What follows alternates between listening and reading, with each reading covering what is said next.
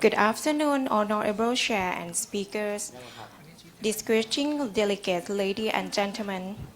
My name is Sai Virun Chantanaka from the National Health Security Office of Thailand. I will be the MC of today's session, Reaching the Last Mile Equitable Health System in Shifting Demographics. On behalf of the co-hosting of the event, it is my great honor to warmly welcome you to the Prince Mahidol Award Conference 2026 site meeting entitled Reaching the Last Mile Equitable Health System in Shifting Demographics. This session aims to provide a platform for countries to share experience in addressing last mile access challenges through equity-focused innovation. It also seeks to foster discussion on scalable strategies for integrating marginalized population into USC and inform practical equity-based policy direction in the context of shifting demographic structures. Distinguished delegates, to begin our session, it is my honor to invite Ms. Duangnapha Pichetgul, Deputy Secretary General of National Health Security Office, Thailand, to deliver the welcome remarks. Please, Ms. Duangnapha.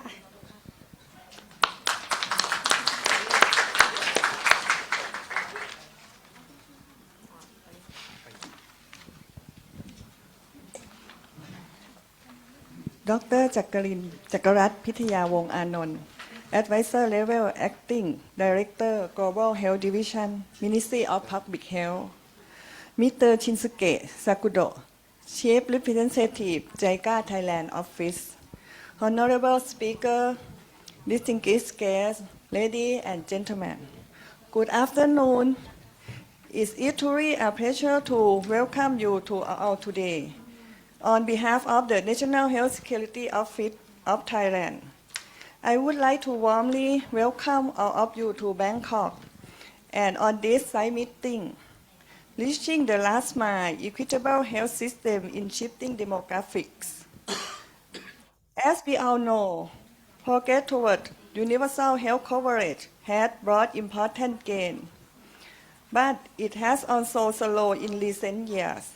The 2023 UHC Global Monitoring Report tells us that as recently as 2021, more than half of the world's population still lack access to essential health services, while nearly 2 billion people face serious financial hardship from out-of-pocket health spending. The 2030 agenda pledged to leave no one behind. Therefore, require urgent attention to this last mile population who continue to face practical and financial barriers to accessing care. Achieving UHC Center strategy to include those most at risk of exclusion. Today, we will hear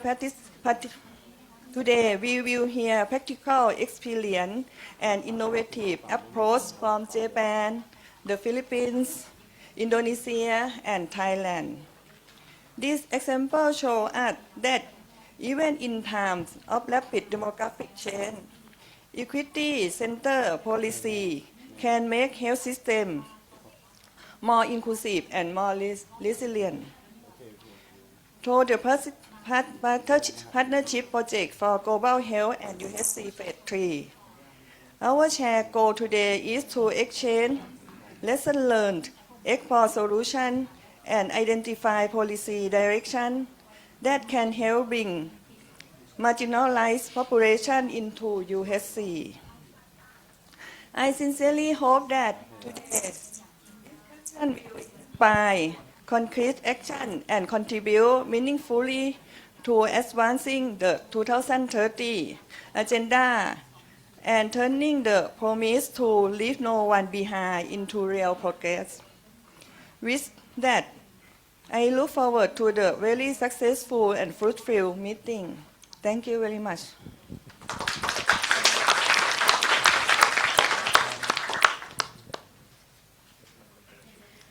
Thank you very much for the welcome remarks.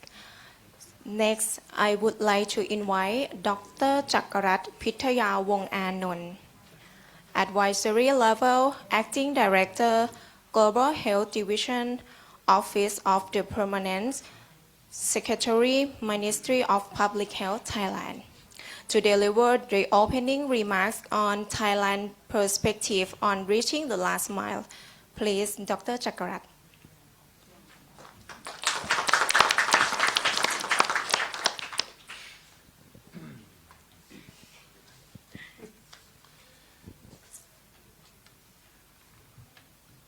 The Deputy Secretary General of the National Health Security Office of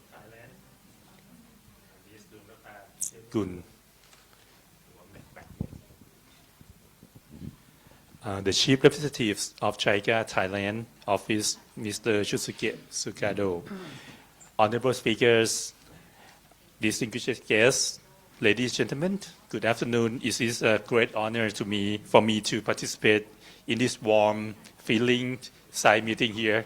It's quite I think it's fit for the room of the President Award Conference titled Reaching the Last Mile, Equitable Health Systems in Shifting Demographics, jointly organized by the Ministry of Health, the National Health Security Office of Thailand, and the Japan International Cooperation Agency, or JICA. And I'm particularly honored to have the opportunity to share Thailand's perspective on reaching the last mile. From this title, it addressed one of the most pressing challenges facing health system worldwide. Demographic transitions, particularly population aging, changes family structures, and increased mobility, are reshaping health needs and pressing new demand on service delivery, financing, and governance. While many countries have expanded health coverage, the last mile remains the most difficult to reach. It is where inequity persists and where health systems are most tested in their ability to respond to vulnerable populations, elderly, those living in remote areas, informal workers, people with complex health and long-term care needs. From Thailand perspective, reaching the last mile has been a guiding principle of our health system development. Through our journey toward universal coverage, we have learned that equity must be intentionally embedded in policy design. This includes strong public management, sustainable financing, and public health care systems that serve as the foundations of inclusive and people-centered care. As Thailand moves rapidly toward an aging society, our focus has expanded beyond access alone towards continuity of care, integration of health and social services, and community-based approaches that respond to real-life needs. Reaching the last mile today requires not only medical services, but systems that support dignity, independence, and quality of life across the life course. We also recognize that demographic change is challenging global challenges. No single model fits all contexts, and international cooperation is vital. These side events provide a valuable platform to exchange experiences, learn from diverse perspectives, and explore innovative and equitable policy response that strengthen health system resilience and sustainability. I hope that today's discussion will contribute to actionable insights and reinforce our collective commitment and to equity, ensuring that health systems truly reach everyone, especially those in the last mile.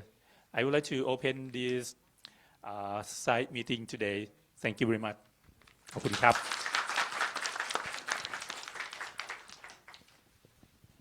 Thank you very much. And to share the respective from Japan and global partnerships, may I invite Mr. Sakudo Shunsuke, Chief Representative JICA Thailand Office. Please, Ms. Sakudo.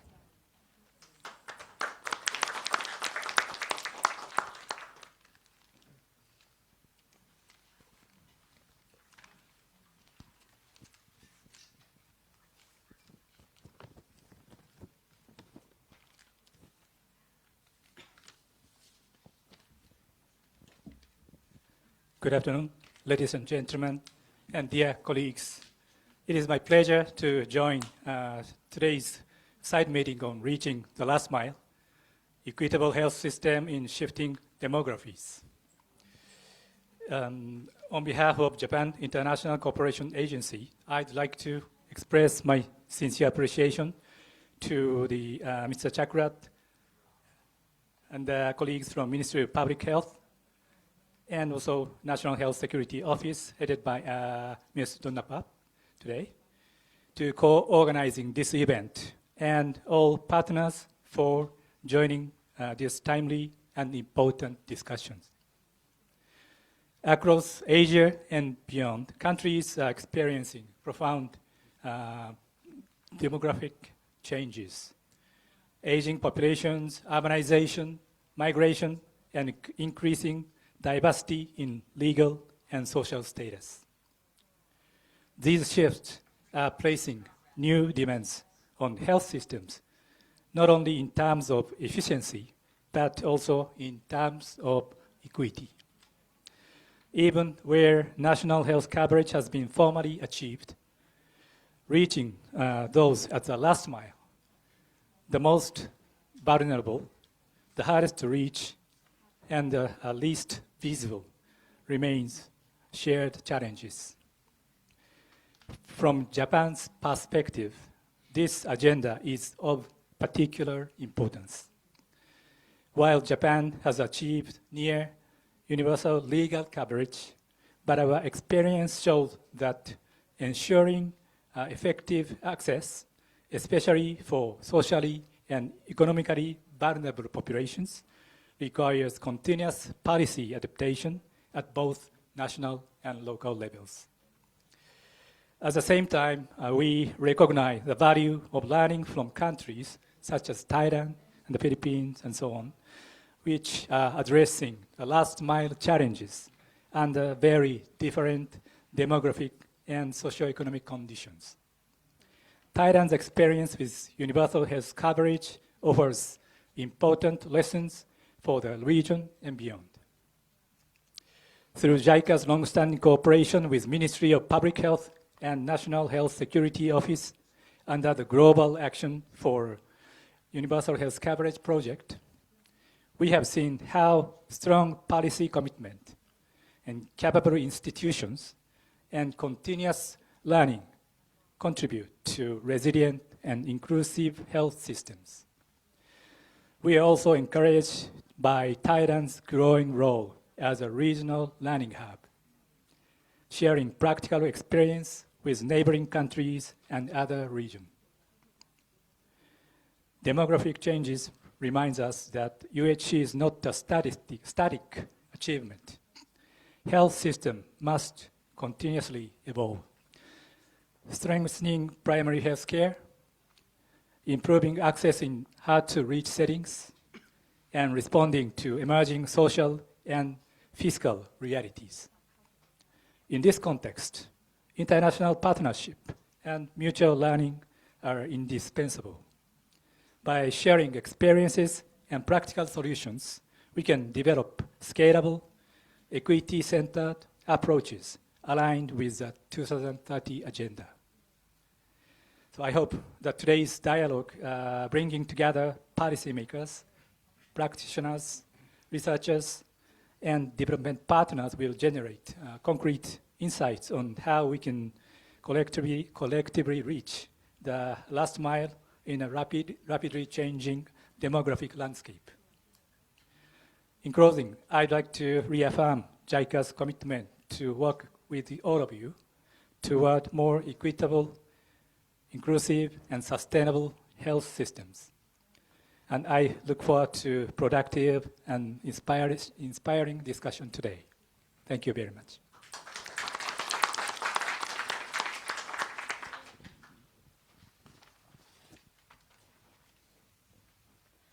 Thank you very much, Mr. Sakudo. We will now move to the next segment of our program, Spotlight Country Presentation, focusing on background and perspective on last mile challenges. This session will be moderated by Ms. Kannika Kittiwechakul, radio program host of Morning World Review เช้าทันโลก and People Health System Movement.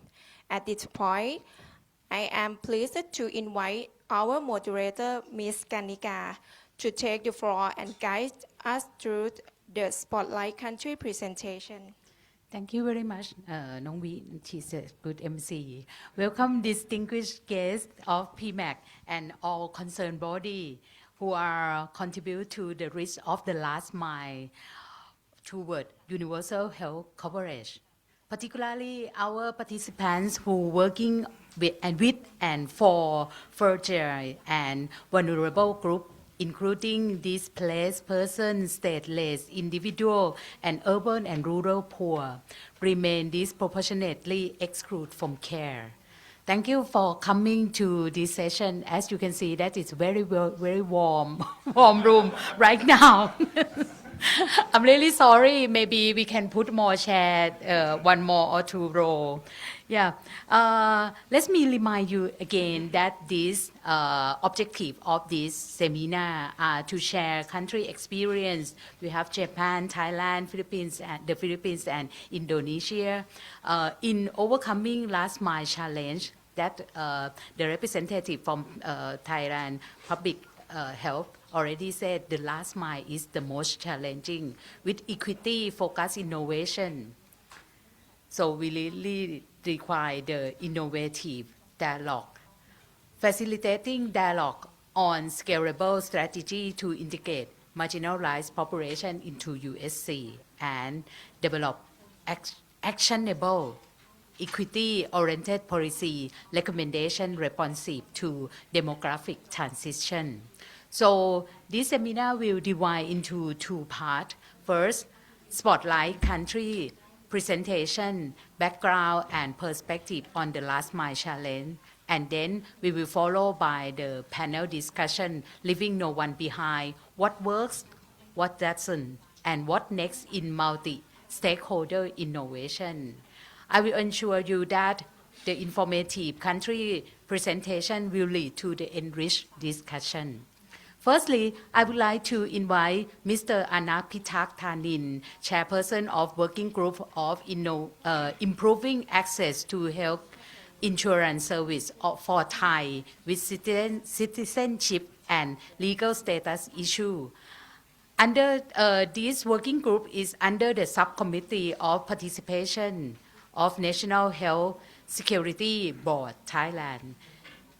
I would like to invite Mr. Anak to give a presentation on ensuring health security for Thai with civil registration status problem. At the podium, please.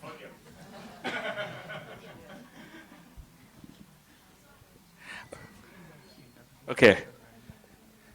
Thank you,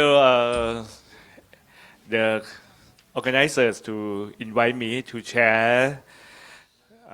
It's not only my work, it's our work, because we work from different research unit and government agency or something like this. Today we gather under the theme reaching the last mile. My name is Nak Pitak Thanin, the director of Mekong Study Center, Chulalongkorn University, and the chairperson of the long name working group. In Thailand, the last mile does not only refer to remote geography distance. It refers to the status distance of a group of people I can call invisible citizen. Okay, my slides. The topic I will present today is ensuring health security for Thai with civil registration status problem. I am not doing this work alone. It's born from cooperation of many sectors. The government sector such as NHSO, the Ministry of Interior, the Ministry of Public Health, the Ministry of Justice, and the Ministry of Human Security, and culturally, the civil society sector, especially the Human Settlement Foundation and other network from the local area. Many of whom are sitting in this room as well as the academic sector. Because enabling this Thai people with identification problem or คนไทยไร้สิทธิ์ or the lightless Thai to access status and health security is not easy. It requires effort from everyone. The NHSO Secretary General, Dr. Jadet, once compared this group to mushroom. We usually don't know how many there are because they are undocumented.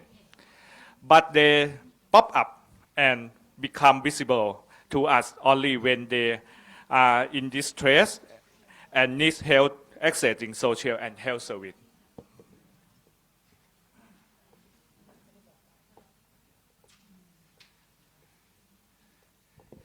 From this slide, you can see that Thailand has a population accessing health security through various systems, including the Universal Health Coverage, or UHC, the Civil Servant Benefit, and the Social Security stream, covering approximately nearly 99%.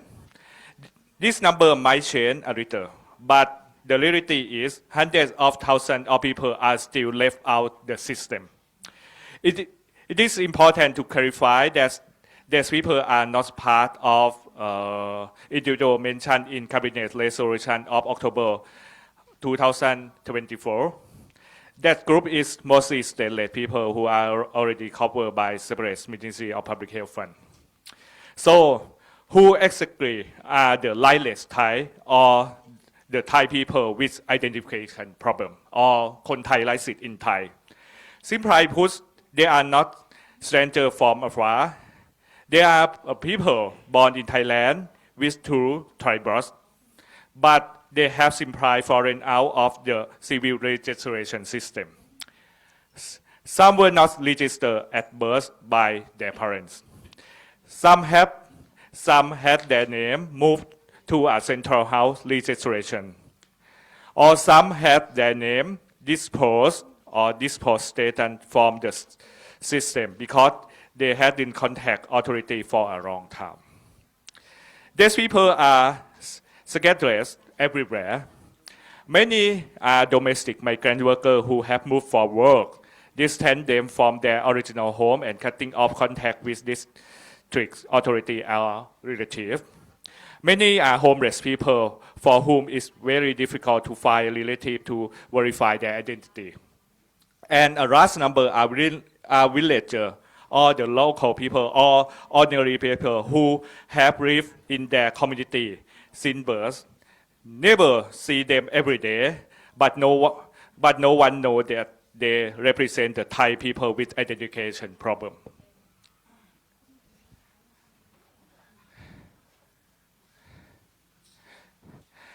You might ask, isn't ID card really important for the people? In Thailand, the answer is simple, yes, absolutely. Because Thailand health security laws are strictly tied to the 30-digit citizen identification number and having an ID card for verification. This applies to almost every social welfare program in this country. This makes an already vulnerable group even more fragile. Without right, many cannot access even basic health prevention. The system works on simple rule. no ID card, no life. Without the 30 digits number, they fall into health vacuum. No medical care, no child subsidy, no elderly overrun. It's layer upon layer of vulnerability. So, why is this urgent? It is just about charity. Beyond human dignity, there are three strategic reasons. The first is the legal determinant of health. We must accept the reality that legal status is the most important determinant of health because it is the primary gatekeeper to accessing the health system for both treatment and prevention. Second is the fiscal efficiency. Doing nothing actually costs more because they lack right. They are scared to see a doctor. They fear to see a doctor. They wait until they are critically ill. This delayed treatment is incredibly expensive. And in the end, the hospitals are the ones paying the bill. And the last one is UHC integrity. The universal coverage can only call itself universal, with full price when we close this gap and to leave no one behind. Given this problem, our working group and our network have driven our work towards 4 key pillars. The first pillar is concrete cooperation toward the MOU among 9 agencies. Maybe 5 or 6 years ago, this coordinated policy between legislation agency, Ministry of Interior, social agency, health agency, and also civil agency. It partly has clear law. For example, Thai Health Foundation or the Thai Health act as a catalyst supporting and developing the working system of local network and tracking results. NHSO act as the central mechanism for coordinating cooperation from all sectors. And civil society, like the Human Settlement Foundation, help expand and empower workers both in the professional sector and public sector. The second pillar is developing an operating system that emphasizes active case finding. Proactively searching for problems is the area using local network as a core. Ms. Vanna Kelchat will expand on this after this. And the third and the fourth pillar is a forensic solution or toward DNA or DNA testing. We use science to confirm bottlenecks when documents are insufficient. And we have expanded our infrastructure by adding DNA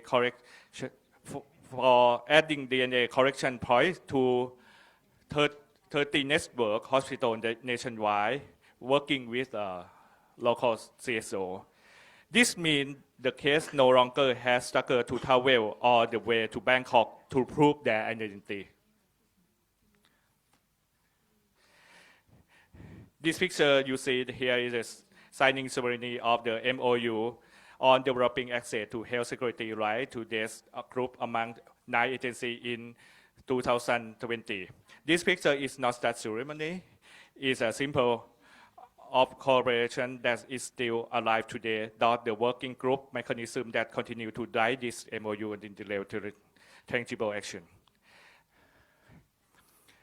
From talking real action, we have seen a very clear result. In terms of quantity, we have been able to restore light restoration to at least 4,500 Thai who has fallen towards the crack. That means 405,000 live access to timely treatment and welfare. Many have returned to school, found stable job. It is truly life-changing. In terms of system change, we have built tangible cooperation thoughts cross discussion at both the policy and ground level and local level. And importantly, we have conducted capacity building for over 800 core leaders from the people sector and CSO and social worker. And for the innovation model, we have กราบเชิง model. That's the people that initiate กราบเชิง model. She come here. With position that district had locality at the center for receiving case and collecting DNA sample, allowing the process to be complete locally. Although we have seen concrete success, the road ahead is still challenge. The big challenge is sustainability. We must move from working as an ad hoc project or just a working group to become institution or institutionalization, a permanent national mechanism. Next is data interoperation. We must build a real-time link between Ministry of Interior, Civil Registration Database, and the Ministry of Public Health and NHSO, and the data from our work in the local.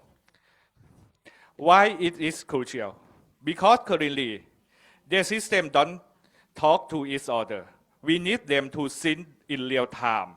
So the moment a person proves their status, their right to healthcare is activated immediately without any delay. We also need a budget mechanism or humanitarian health fund. The fund or budget mechanism will cover medical costs during the waiting periods while people are waiting for the DNA result because sickness cannot wait. Finally, I would like to end my section with our most important principle.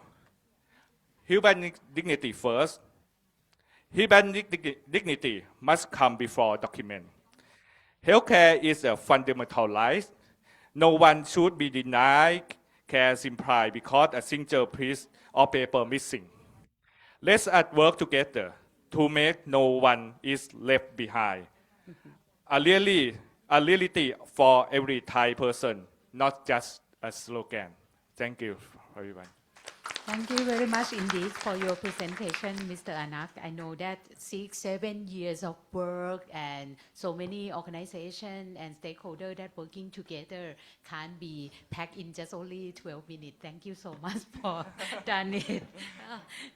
Next, I would like to invite Ms. Ayako Masu, public health nurse with professional experience in Japan, and right now she is the chief advisor of JICA project in Laos PDR, to give a presentation reaching the last mile, practical lesson from Japan.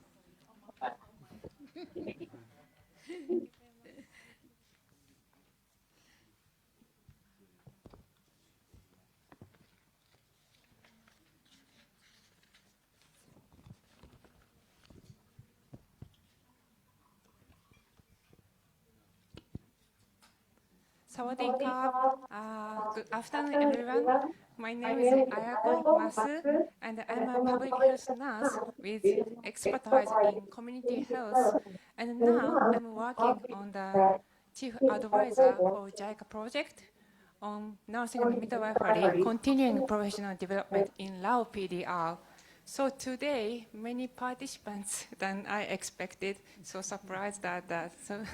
Anyway, I'll share Japan's experience in raising people who are left behind by the national health insurance system. So the health insurance system in Japan seems to be perfect, but okay.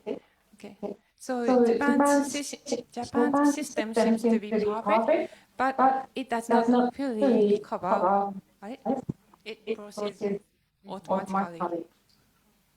Can I? I stop?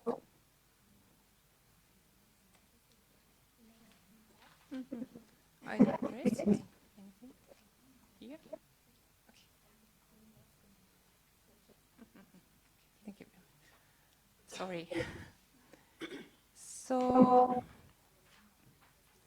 So Japanese system does not fully cover all situations. So I will highlight practical safety nets can help people when insurance system is not enough. First, sorry. Okay.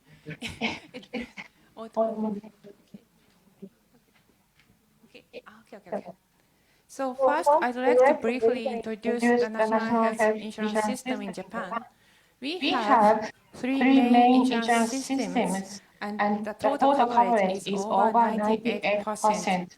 So as you can see, this pie chart, orange part, NHI, covers for self-employed people, farmers, and those not covered by company insurance. Blue part, employer-based, covers employees working for companies and their dependents. And the purple part is the health insurance for the elderly people over 75 years old.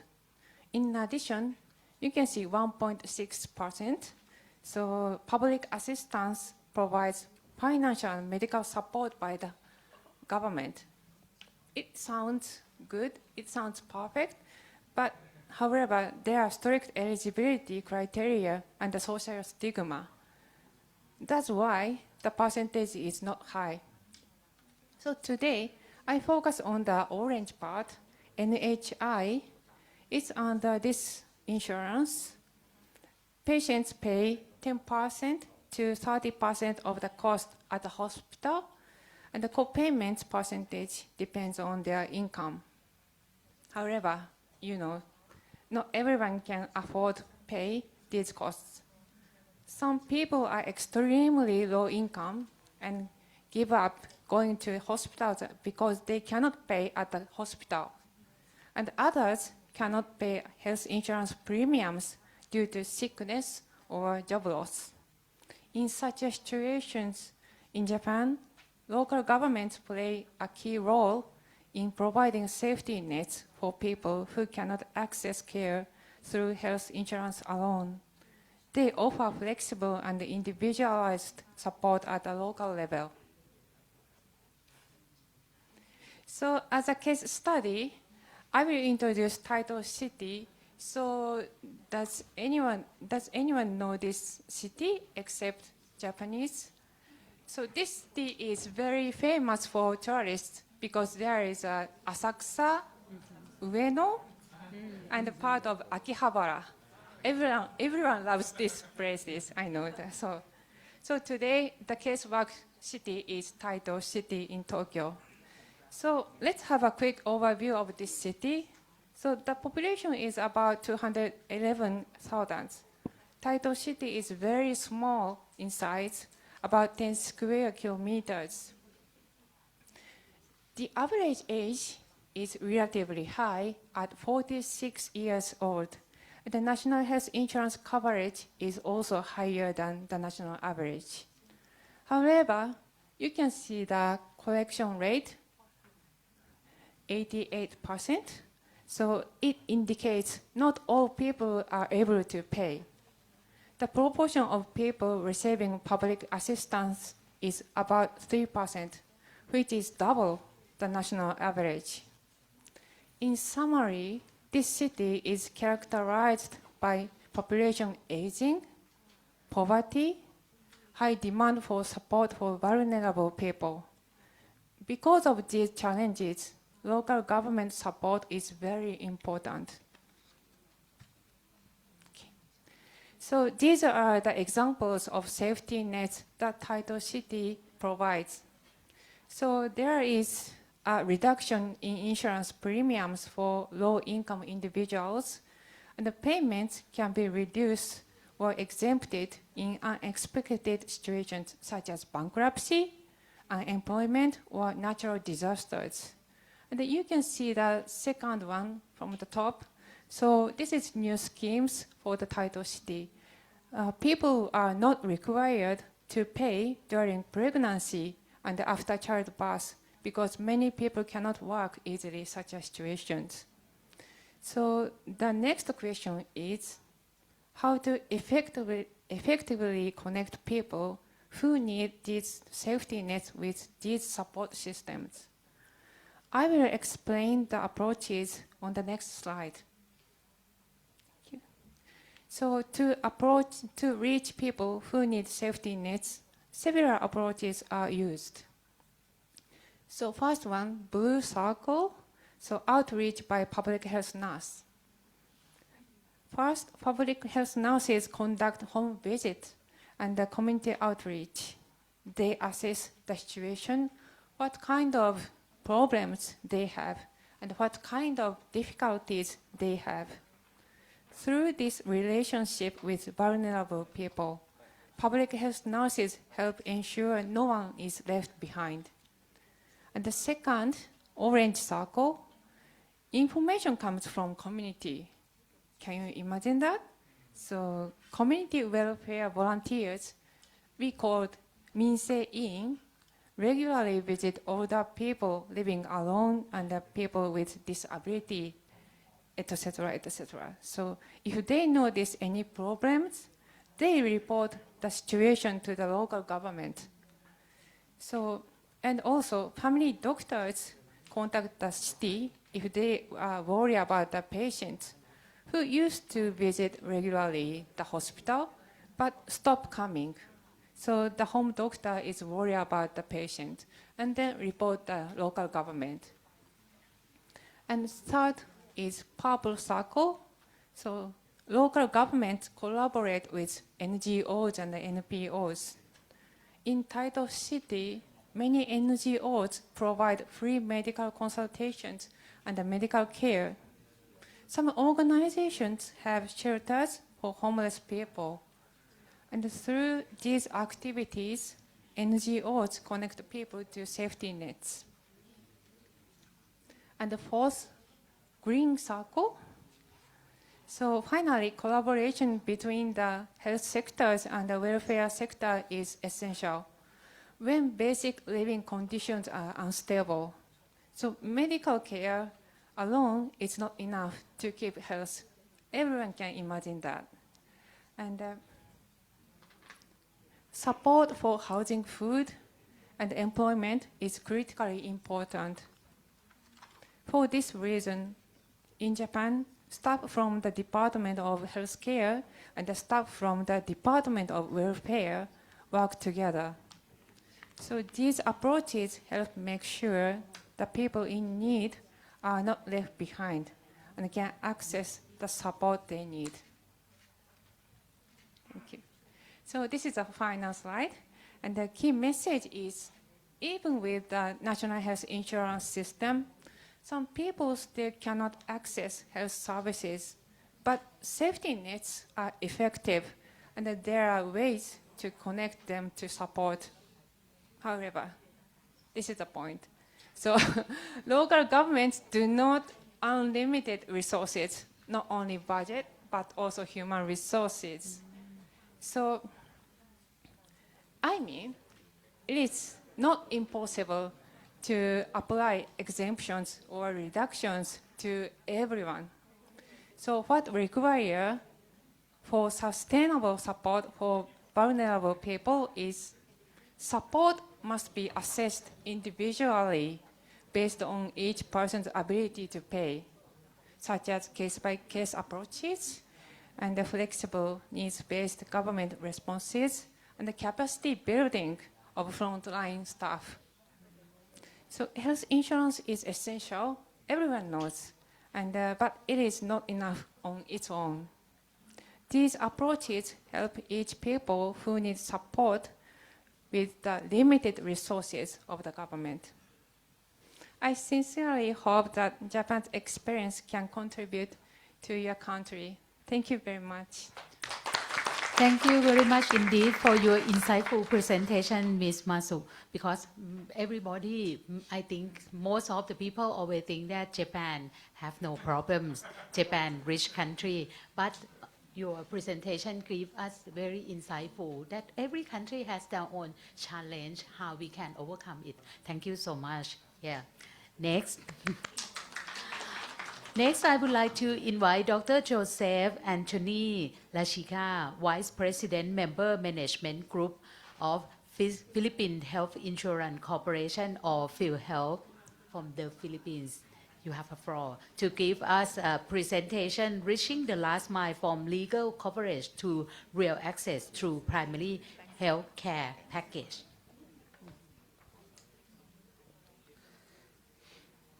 Pleasant afternoon to everyone. As mentioned, I'm Dr. Joseph Lachika from the Philippine Health Insurance Corporation, handling the member management group. No, I'm here to share about the Philippine experience in reaching the last mile through our primary care package. No, we call YAKAP, no, which in Filipino means to hug. Like many countries here, no, the Philippines has made strong commitments to UHC, yet we continue to face similar challenge. No, how do we translate legal entitlements into services that people, especially those who live in the farthest from the system, can actually use? I'm fortunate, I guess, to be speaking both as a presenter and a panelist later, considering there's a lot of nuancing needed to explain how primary care has become our strategy for closing that gap, both in terms of insurance coverage and access to care.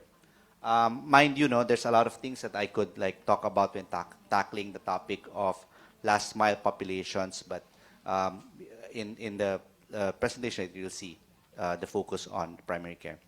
So in the first part, I'll explain the fundamentals of our system and maybe broad strokes, just introduce the package and how it supports the strategy to reach the last mile.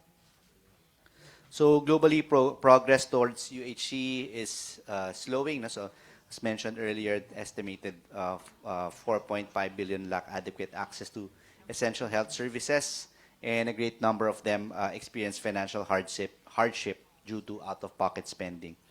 What we increasingly see is that last mile is simply not being about uninsured. Many people are technically covered now, yet they remain effectively excluded because they are geographically isolated, or they may be administratively invisible, or maybe they're unable to navigate the health system. So in the Philippines, this closely mirrors our own experience. Despite near universal enrollment on paper, out-of-pocket spending remains high and access to services continues to be a challenge. As I come from the institution that manages the social health insurance program, I'll take a financing lens in discussing access and coverage, and also frame these issues through the perspective of fund sustainability.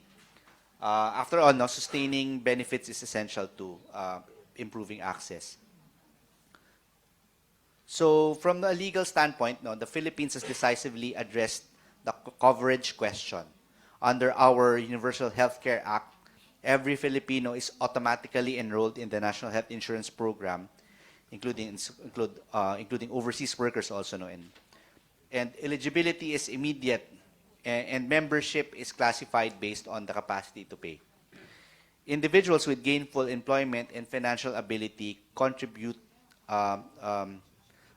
contribute are classified what we call direct contributors, and are required to pay premiums equivalent to 5% of their monthly income. Those without capacity to pay are classified as indirect contributors, and their premiums are subsidized by the national government.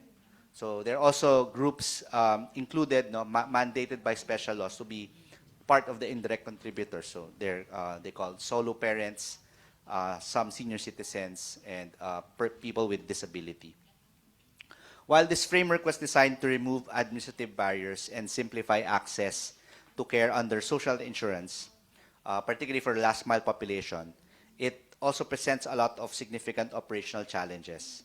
Setting contribution policies for a highly diverse group of direct contributors, so ranging from these are corporate executives, employees in government, migrant workers, and workers in the informal economy.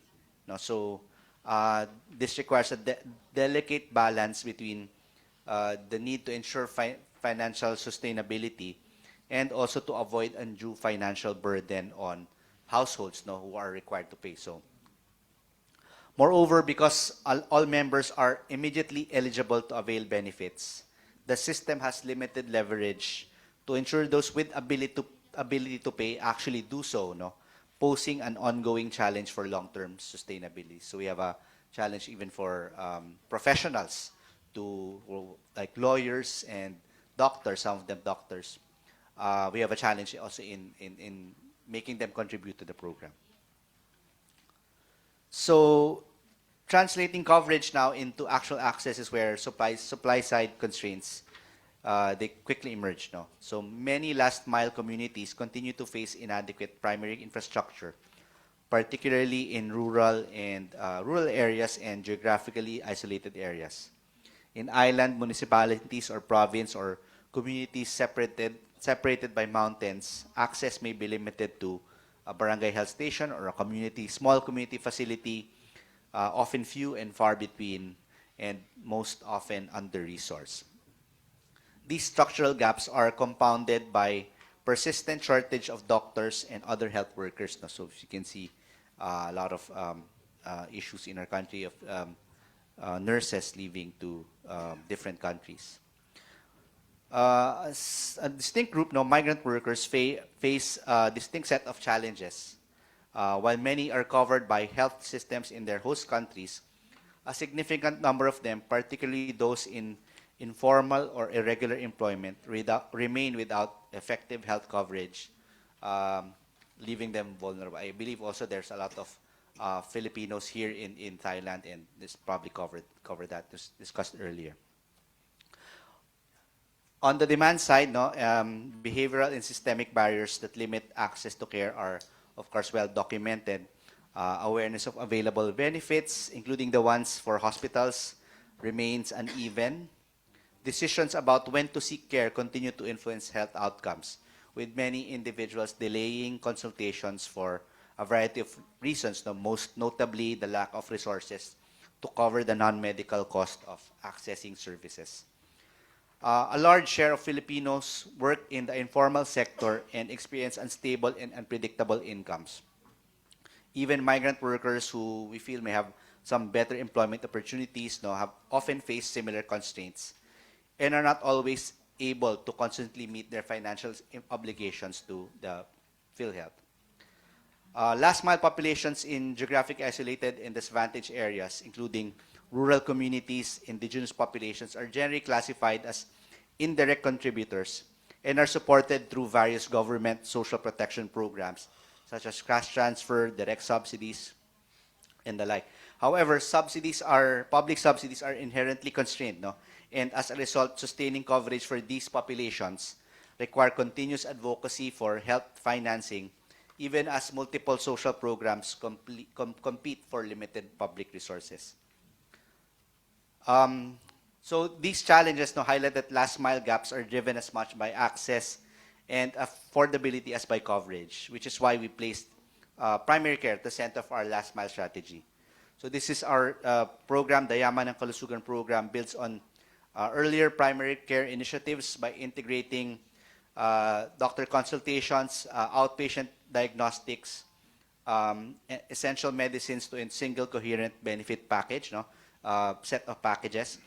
The package provides capitation of approximately $30 per enrolled member, complemented by a medicine benefit covering 75 essential medicines with total value up to $357, this is a rough number, valid for 1 year and renewable annually. And they're able to access this in accredited facilities. We're going also already to accrediting pharmacies and drugstores. The objective is to shift the health system from reactive to episodic care toward more proactive and preventive care, thereby improving health outcomes while reducing avoidable downstream costs. So our early experience suggests that strong uptake and improved engagement with the health system, including renewed participation even among direct contributors. So those we have had trouble of collecting contributions from, they're seeing a response from them.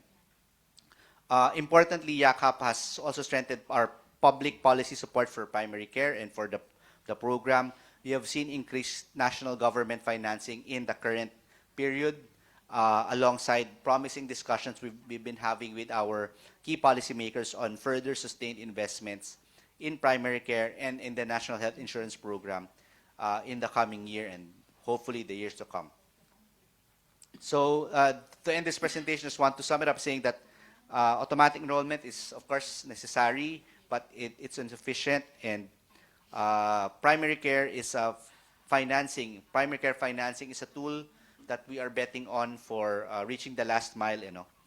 Maybe in the panel discussion later, we'll have the opportunity to share more about the specifics of how we're using the outreach, how we're doing the outreach, using our primary package to reach the last mile population. So thank you very much. Thank you very much indeed for your very informative presentation, Dr. Joseph. So, as you said, that we will discuss more and learn more from the KAYAP project, that is the mainly primary healthcare outreach. Last but not least, for this first part, I would like to invite Dr. Dedi Seringa, Senior Researcher, Research Development and Innovation Unit, Health Social Security Administration, or BPJS, from Indonesia, to give a presentation on fast tracking UHC, Indonesia Experience and Service Quality Transformation. Please, you have the floor.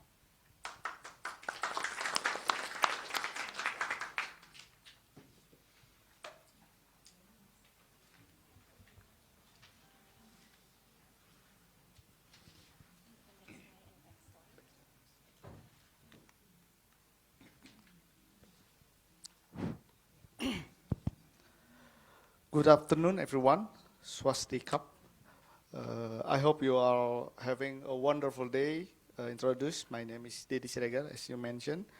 I work in BPJS Kesehatan. I want to share Indonesian experience and innovation that we are developed to make achieve UHC and reach the vulnerable people. This is a point of view of BPJS Kesehatan as a health security administration in Indonesia.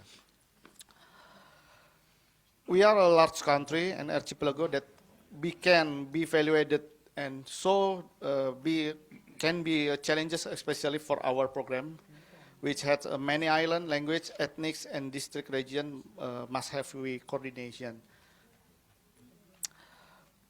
According with the SDGs program, National Health Security, we call GKN program, is a part of to achieve SDGs, which is related to goal SDGs 1.3 poverty reduction and SDGs 3.8 achieve UHC. And we believe that poverty reduction can be achieved because we have UHC achievement.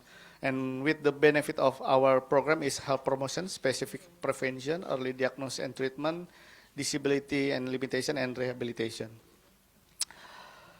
We have achieved the membership 98.62% or covered 282 million people, and we are operational the program almost 12 years. And the local governments who already achieved UHC 30 province and 407 district regions. This is indicated for the coverage of members and the active of status of our members. We have contracted the healthcare facility since 2014, had trend increase into 2025. There are 23,000 primary care providers that have contracted and 3,000 hospital care providers that we have contract. So that the goal is the members can access the medical treatment. And in the right slide, we see that the number of utilization steadily increasing more or less than 673 million per year, or 1.8 million per day, show that this GKN program continues to grow as the trust from the member to government program, GKN program, and also with BPJS Kesehatan with the institutional. This slide shows one of our research in 2035. It's called an impact study UHC implementation on local government performance achievement.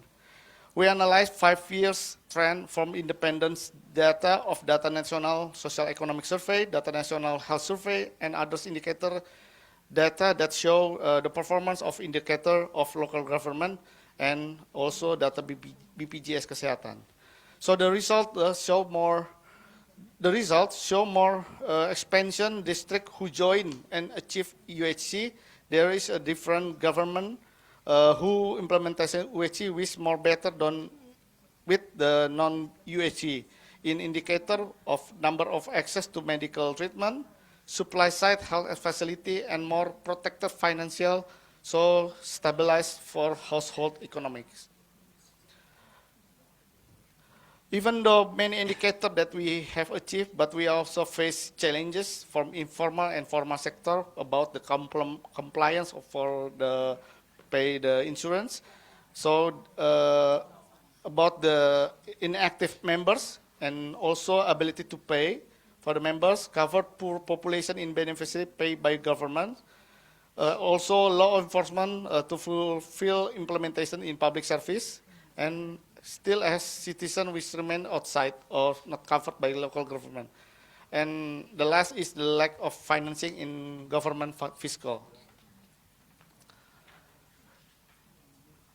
So to address the challenges, BPJS Kesehatan is improving the quality of services quickly through innovation and transformation to ensure the achievement of UHC. The success in implementing of GCAN program cannot be separated from the collaboration and interconnected of our stakeholders with good governance and transformation, because we have many our stakeholders, which is the government, parliament, strategic partner, providers, banks, and members. And every year, BPJS Kesehatan is regularly supervised by state auditors and financial authorities, as we are a public legal entity.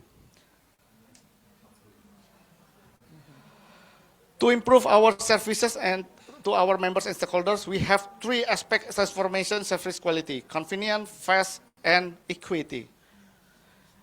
And also next, we have divided 4 big challenges to have solutions, such as 1, limited ability and willingness to pay, increase in the demand of access of healthcare, limited budget, power, and infrastructure for the operational, and the last is increasing in uncollected contribution in active members. So we can see that many of our effort to make sure that big challenges is solved. Next, this is a sharing experience and knowledge with JICA in 2016 and 2025. We are learning Kader JKN and sharing Sarosi, and also the long-term care and Sarosi. So I say arigato, thank you to JICA. Okay, the next slide. This is a digital transformation of healthcare service access to fast track to achieve. So we have called is mobile JKN, and many features that we can see. Actually, I want to demonstrate the digital human AI. This is our latest technology, but because it's the PDF, this is also okay. This is kind of our application, so we can communicate to our member in anywhere, in any time, in anywhere. Okay, so this is such as online queuing in our health facility. We were doing in telemedicine and validating eligibility, and for the real-time health monitoring, health history screening, medication schedule, and availability of bed, and the latest digital human AI. And to improving the quality of healthcare, we developed iCare JKN feature for summary of the patient of health records from the healthcare provider, which is can see in our mobile JKN, the individual member, so the data transparency give patient and member a stake of ownership of their own care. Later, The medical practitioner can see the history of summary health records to improving the quality of health and increasing the diagnostic accuracy. And this is our GCAM program in the global spotlight, enhancing reputation to achieving. This is many countries that we see our learn in operational program GKN. And the last of my presentation, so the lesson learned what Indonesians experienced. First is coordinating among government institutions can require a multi-sectoral approach. Second is increasing the commitment between the local and central government on various aspects of UHC, including supply side and financing support. The third is strengthening primary care and promotion and prevention is essential to deliver quality healthcare service and control health expenditure. Next, the routinely educate the society the importance of the community role in UHC and maintaining community health. Next, find additional source for funding the program activities such as domestic resources mobilization, multi-sectoral coordination with other government and private institutions. And the last is integrated data will allow policymakers and health organizations to make informed decisions. That's all my presentation.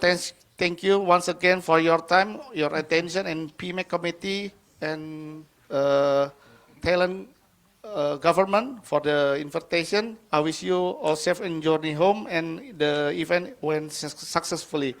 Have a wonderful day, and see you again. Thank you very much. Juan Kudap. Terima kasih. But anyway, we will continue to discuss on our panel discussion. First of all, thank you for your presentation. So as you can see that Indonesia is a very huge country. For the utilization rate per day is 1.8 million. So comparing with Thailand, so we are very small. Next, I have 2 or 3 minutes for urgent clarification that we would like to ask the 4 panelists. Okay, no one.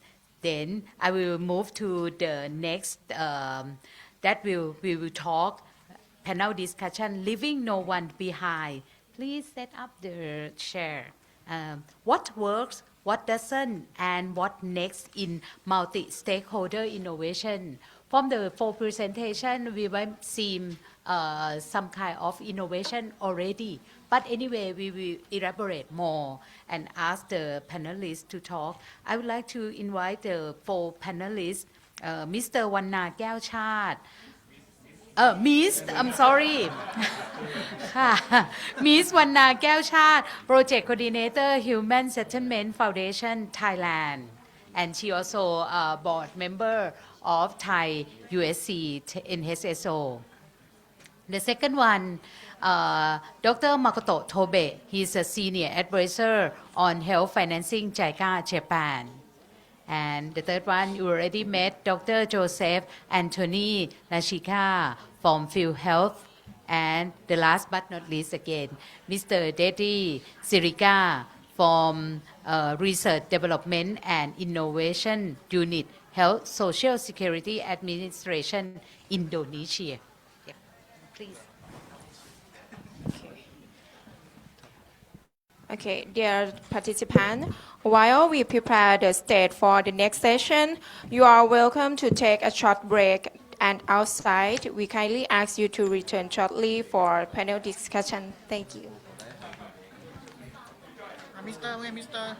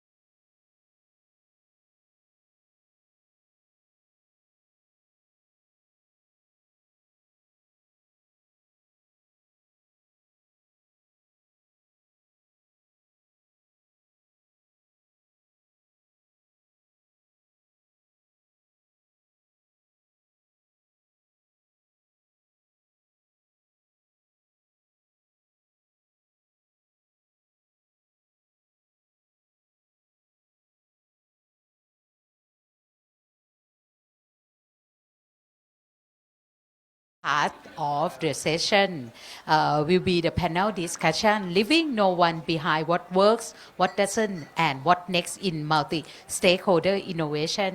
So as I told you that right now we have คุณวรรณาแก้วชาติ from Human Settlement Foundation Thailand, and she also our board committee in NHSO. And the second one, Dr. Makoto Tobe, Senior Advisor on Health Financing, JICA, Japan. Yep. And the third one, Dr. Joseph Anthony Lashika from Field Health.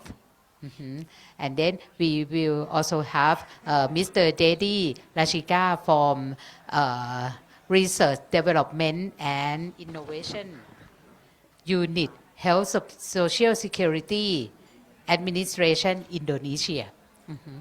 So I would like to start to ask คุณวรรณา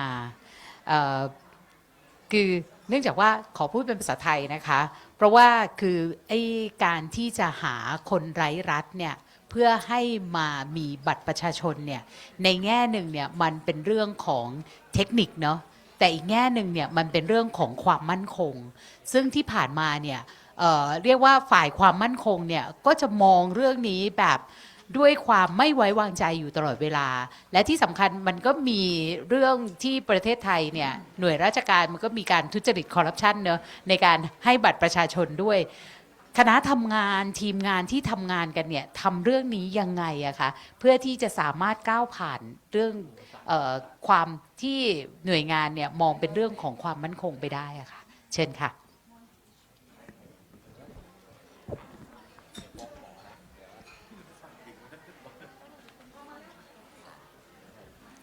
จริงตั้งใจอ่านสไลด์มา2 วัน ไม่ต้องตามสไลด์เนาะเมื่อกี้ได้ทางคุณศรีสุวรรณนะคะจากสสสก็ตั้งคำถามนี้ก็หน่อยนะว่าการที่เราให้บัตรประชาชนกับคนที่เขาไร้สิทธิ์เนี่ยประเทศชาติได้อะไรเราในฐานะคนทำงานเราอยากถามกลับเหมือนกันว่าแล้วการที่เราให้บัตรประชาชนคนกลุ่มนี้ประเทศชาติเราเสียอะไรเพราะฉะนั้นเนี่ยการที่เราเอาแค่เรื่องความมั่นคงเข้ามาจับอะค่ะแล้วบอกว่าคนไม่มีบัตรก็คือคนที่มันผิดกฎหมายคนที่ไม่ควรได้รับอะไรเลยในจากประเทศชาติเราเพราะว่าเขาไม่มีอะไรการันตีได้ว่าคนกลุ่มนี้ใช่หรือไม่ใช่คนไทยไหมใช่คนที่เขาควรได้รับสิทธิสวัสดิการต่างๆหรือไม่นะคะอันนี้มันเป็นสิ่งที่เราต้องบอกมันเป็นคำถามที่ท้าทายมาตลอดการทำงานของพวกเราเนี่ย10 ปีเต็มๆนะคะถ้านับปีนี้คือปีที่10ซึ่งวิธีการที่เราใช้ก็คือทำงานเราทำงานแล้วก็ต้องพิสูจน์อะค่ะว่าสิ่งที่เราทำเนี่ยเราไม่ได้ทำบนพื้นฐานของใครก็ได้แต่เราทำบนพื้นฐานเงื่อนไขกฎหมายที่เปิดไว้และเปิดโอกาสให้นำพาคนที่เขาไร้สิทธิ์เนี่ยเข้าสู่กระบวนการคืนสิทธิ์ซึ่งต้องบอกว่าตัว MOU 9 หน่วยงานเนี่ยมันคือกุญแจที่เปิดประตูให้พวกเราต้องบอกว่าที่ผ่านมาเนี่ยหลายคนเคยพูดนะคะว่าชั่วชีวิตนี้มี MOU ผ่านเข้ามาเขาเห็น MOU ฉบับหลายฉบับมากแต่ว่ามันเป็น MOU ฉบับเดียวที่มันมีชีวิตแต่ MOU นี้มันมีชีวิตได้เพราะว่าทุกคนที่อยู่ในห้องนี้ต้องบอกว่าเราเห็นเครือข่ายเราอยู่ในห้องนี้คือวันนี้ที่ขออนุญาตที่มาพูดนะคะไม่ได้พูดในนามมูลนิธิพัฒนาที่อยู่อาศัยอย่างเดียวแต่เราพูดแทนพี่น้องเราที่อยู่ในนามเครือข่ายคนไทยไร้สิทธิ์ไม่ว่าจะเป็นสถาบันนิติวิทยาศาสตร์ที่อย่างที่ทางพี่กาถามเมื่อกี้นะคะว่าเรื่องความมั่นคงเนาะณวันนี้สิ่งที่เราเอาเข้าไปช่วยมันคือเรื่องนิติวิทยาศาสตร์ที่เราใช้ตัวทางวิทยาศาสตร์เข้ามาช่วยพิสูจน์ว่าเขาเป็นพ่อลูกกันไหมเป็นแม่ลูกกันไหมเขาเป็นพี่น้องกันหรือไม่มันทำให้ฟังทะเบียนราษฎร์มีความมั่นใจมากขึ้นว่าหลักฐานพยานต่างๆมันไม่เพียงพอแต่ถ้าเราใช้นิติวิทยาศาสตร์เข้ามาช่วยมันก็จะทำให้เกิดความมั่นใจแล้วก็กล้าที่จะให้บัตรมากขึ้นอันที่2ตัวสำนักงานทะเบียนเองต้องบอกว่าเป็นประการด่านสำคัญที่ณวันนี้ไม่ว่าจะยุคสมัยไหนมันก็คือจุดเริ่มต้นมันต้องเริ่มที่ทะเบียนราษฎร์แต่เราค่อนข้างโชคดีนะคะว่าวันนี้เนี่ยเรามีเจ้าหน้าที่สำนักทะเบียนคนรุ่นใหม่ๆที่เข้าใจมากขึ้นว่าทำไมเราต้องคืนสิทธิ์ให้คนที่เขาไร้สิทธิ์เรามี สปสชเนาะที่วันนี้เนี่ยต้องบอกว่าเป็นสปสชยุคใหม่ในด้านการให้สิทธิ์นะคะเพราะเราทำให้คนที่ติดทะเบียนบ้านกลางที่อาจารย์อนักพูดไปเมื่อช่วงก่อนเนี่ยหลายแสนรายนะคะได้คืนสิทธิ์ในการรักษาพยาบาลจากการที่บอกว่าไม่จำเป็นต้องมีบัตรแต่เรามีเลขเราสามารถใช้สิทธิ์ในการรักษาพยาบาลได้อันนี้เป็นมิติใหม่ของหน่วยงานนะคะแล้วก็มีคณะทำงานที่อยู่ภายใต้สปสชที่มาจากหลากหลายภาคส่วนนะคะอันนี้เข้ามาทำงานร่วมกันเพื่อที่จะให้เห็นความสำคัญในการที่จะพิสูจน์และคืนสิทธิ์ให้พี่น้องกลุ่มที่เปราะบางมากที่สุดนะคะทีนี้อยากจะบอกว่าการไร้สิทธิ์ในประเทศไทยการไม่มีบัตรประชาชนเนี่ยมันคือเรื่องที่เลวร้ายนะคะคุณอาจจะถูกกระทำความรุนแรงแต่คุณไม่มีสิทธิ์แจ้งตำรวจเพราะเขาจะเชื่อได้อย่างไรว่านี่คือตัวตนของคุณจริงๆที่โดนกระทำคุณไม่มีสิทธิ์มีบ้านเพราะเราไม่มีกรรมสิทธิ์ในที่ดินหรือที่อยู่อาศัยไม่มีสิทธิ์ในทรัพย์สินเพราะเราไม่มีบัตรประชาชนเพื่อที่ยืนว่านี่คือของเรานะคะเราจึงเหมือนคนที่ถูกปิดปากพวกเรามักจะเปรียบเสมอว่าคนไทยไร้สิทธิ์เนี่ยเกิดครั้งแรกเนี่ยเขาแค่มีลมหายใจแต่เมื่อไหร่ก็ตามที่เขามีบัตรประชาชนเขาจะเกิดครั้งที่สองแต่เกิดบนพื้นฐานที่มีศักดิ์ศรีความเป็นมนุษย์ที่คนอื่นเคารพอันนี้สิ่งที่คนทำงานคนไทยไร้สิทธิ์ที่เราทำงานด้วยกันมาเนี่ยเราอยากตอกย้ำว่าสิ่งที่เราถูกตั้งคำถามไม่ว่าจะเกิดเหตุการณ์อย่างล่าสุดนะคะที่เราเกิดเหตุการณ์อย่างเช่นสลายหมอกเชียงดาวเนี่ยถูกไหมคะแต่อยากจะบอกว่าเครือข่ายคนไทยไร้สิทธิ์เราทำงานมาปีนี้ปีที่10ไม่เคยมีเคสร้องเรียนหรือว่าเจ้าหน้าที่ร้องเรียนพวกเราแม้แต่เคสเดียวนั่นหมายความว่าการสร้างเครือข่ายในพื้นที่ต่างๆไม่ว่าจะเป็นภาคประชาชนไม่ว่าจะเป็นหน่วยงานภาครัฐภาคประชาสังคมเนี่ยมันเป็นเรื่องสำคัญและสิ่งสำคัญคือการที่มีสสสที่สนับสนุนการทำงานต่อเนื่องมันทำให้เราสามารถขยายผลไปยังในพื้นที่ต่างๆได้อย่างรวดเร็วมากขึ้นนะคะเดี๋ยวขออนุญาตนิดนึงนะคะเลื่อนสไลด์ให้หน่อยค่ะเลื่อนไปเลยอันนี้ก็จะเห็นว่าเราทำงานในพื้นที่22จังหวัด30โรงพยาบาลใน12เขตสุขภาพซึ่งดูเหมือนง่ายเนาะว่าไปชวนสปสชไม่รู้จะตอบคำถามพี่การไหมนะคะแต่ว่าอยากจะเล่าให้ฟังว่าสิ่งที่เราทำงานคือค่อยๆขยายเครือข่ายความร่วมมือไม่ว่าจะเป็นตั้งแต่ประชาชนประชาสังคมหน่วยงานภาครัฐหรือใครก็ตามที่อยากจะทำงานโดยใช้กลไกเครือข่ายโรงพยาบาลหน่วยบริการที่มีสถาบันนิติวิทยาศาสตร์เนี่ยไปสนับสนุนให้เกิดโรงพยาบาลที่เราเรียกว่าเป็นหน่วยตรวจดีเอ็นเอให้แต่ภายใต้การมีหน่วยตรวจดีเอ็นเอมันคือการสร้างเครือข่ายทำงานแก้ไขปัญหาคนไร้สิทธิ์เราใช้ระบบสุขภาพนำแต่สิ่งที่เราตามคือเราตามเก็บคนที่เขาไม่มีสิทธิ์อยู่ข้างหลังโดยใช้ภาคประชาชนที่มีอยู่ในพื้นที่ซึ่งเป็นการทำงานที่ค่อนข้างระมัดระวังเพราะเรามักจะเจอคนที่เขาหวังดีแต่ประสงค์ร้ายเนาะมาเรียกรับตลอดเวลาอันนี้การที่เรามีคนที่เราสามารถพูดคุยได้เข้าใจทิศทางการทำงานเนี่ยมันจะมีคนคอยไปบอกว่าการทำบัตรประชาชนมันไม่ต้องเสียค่าใช้จ่ายการเข้าสู่กระบวนการพิสูจน์ดีเอ็นเอมันไม่ต้องเสียค่าใช้จ่ายถ้าเข้าไปที่อำเภอเขามีปัญหาเกิดขึ้นเนี่ยเราจะมีเครือข่ายเราที่พร้อมจะเข้าไปชาร์จตลอดเวลาว่ามีปัญหาอะไรนะคะแล้วสิ่งที่สำคัญคือเรามองว่าในวันนี้นี่คนที่ไร้สิทธิ์เหล่านี้นะคะเราเมื่อกี้เราพูดถึงเรื่อง last mile ใช่ไหมคะแต่หน่อยนะกำลังคิดถึงเรื่อง last mile คนกลุ่มนี้คือคนกลุ่มที่แทบไม่มีรอยยิ้มแล้วเนาะเราว่าคำมันคล้ายกันนะคะแต่ว่าวันนี้ที่เขามีรอยยิ้มเพราะว่าคนบางคนเนี่ยเครือข่ายที่เราทำงานเนี่ยต้องเป็นแค่ข้างหลังก็พอค่ะพี่เป็นมือที่หนุนหลังออกไปข้างหน้าไปยืนข้างหน้าแก้ปัญหาการสร้าง empower ภายใต้คนเปราะบางเหล่านี้เป็นเรื่องสำคัญแต่สำหรับกลุ่มนี้เราบอกว่ามันเป็นเรื่องที่ยากเราเป็นมือที่หนุนอยู่ข้างหลังให้เขาเดินออกหน้าไปแก้ปัญหาตัวเองไปทำบัตรได้บางคนเราอาจจะต้องยืนข้างๆคอยดูว่าทำได้ไหมให้เขาทำเองกับบางคนวันนี้ส่วนใหญ่ที่เราเจอเนี่ยเราต้องจูงมือออกไปอะค่ะจูงมือออกไปเพื่อจะให้เขาแก้ปัญหาเขาคืออยากจะบอกว่าการทำงานเรื่องคนไร้สิทธิ์ในประเทศไทยมันเป็นเรื่องที่ท้าทายและเป็นเรื่องที่ยากอยู่ภายใต้เงื่อนไขที่บอกค่ะความมั่นคงแต่ดูเหมือนว่า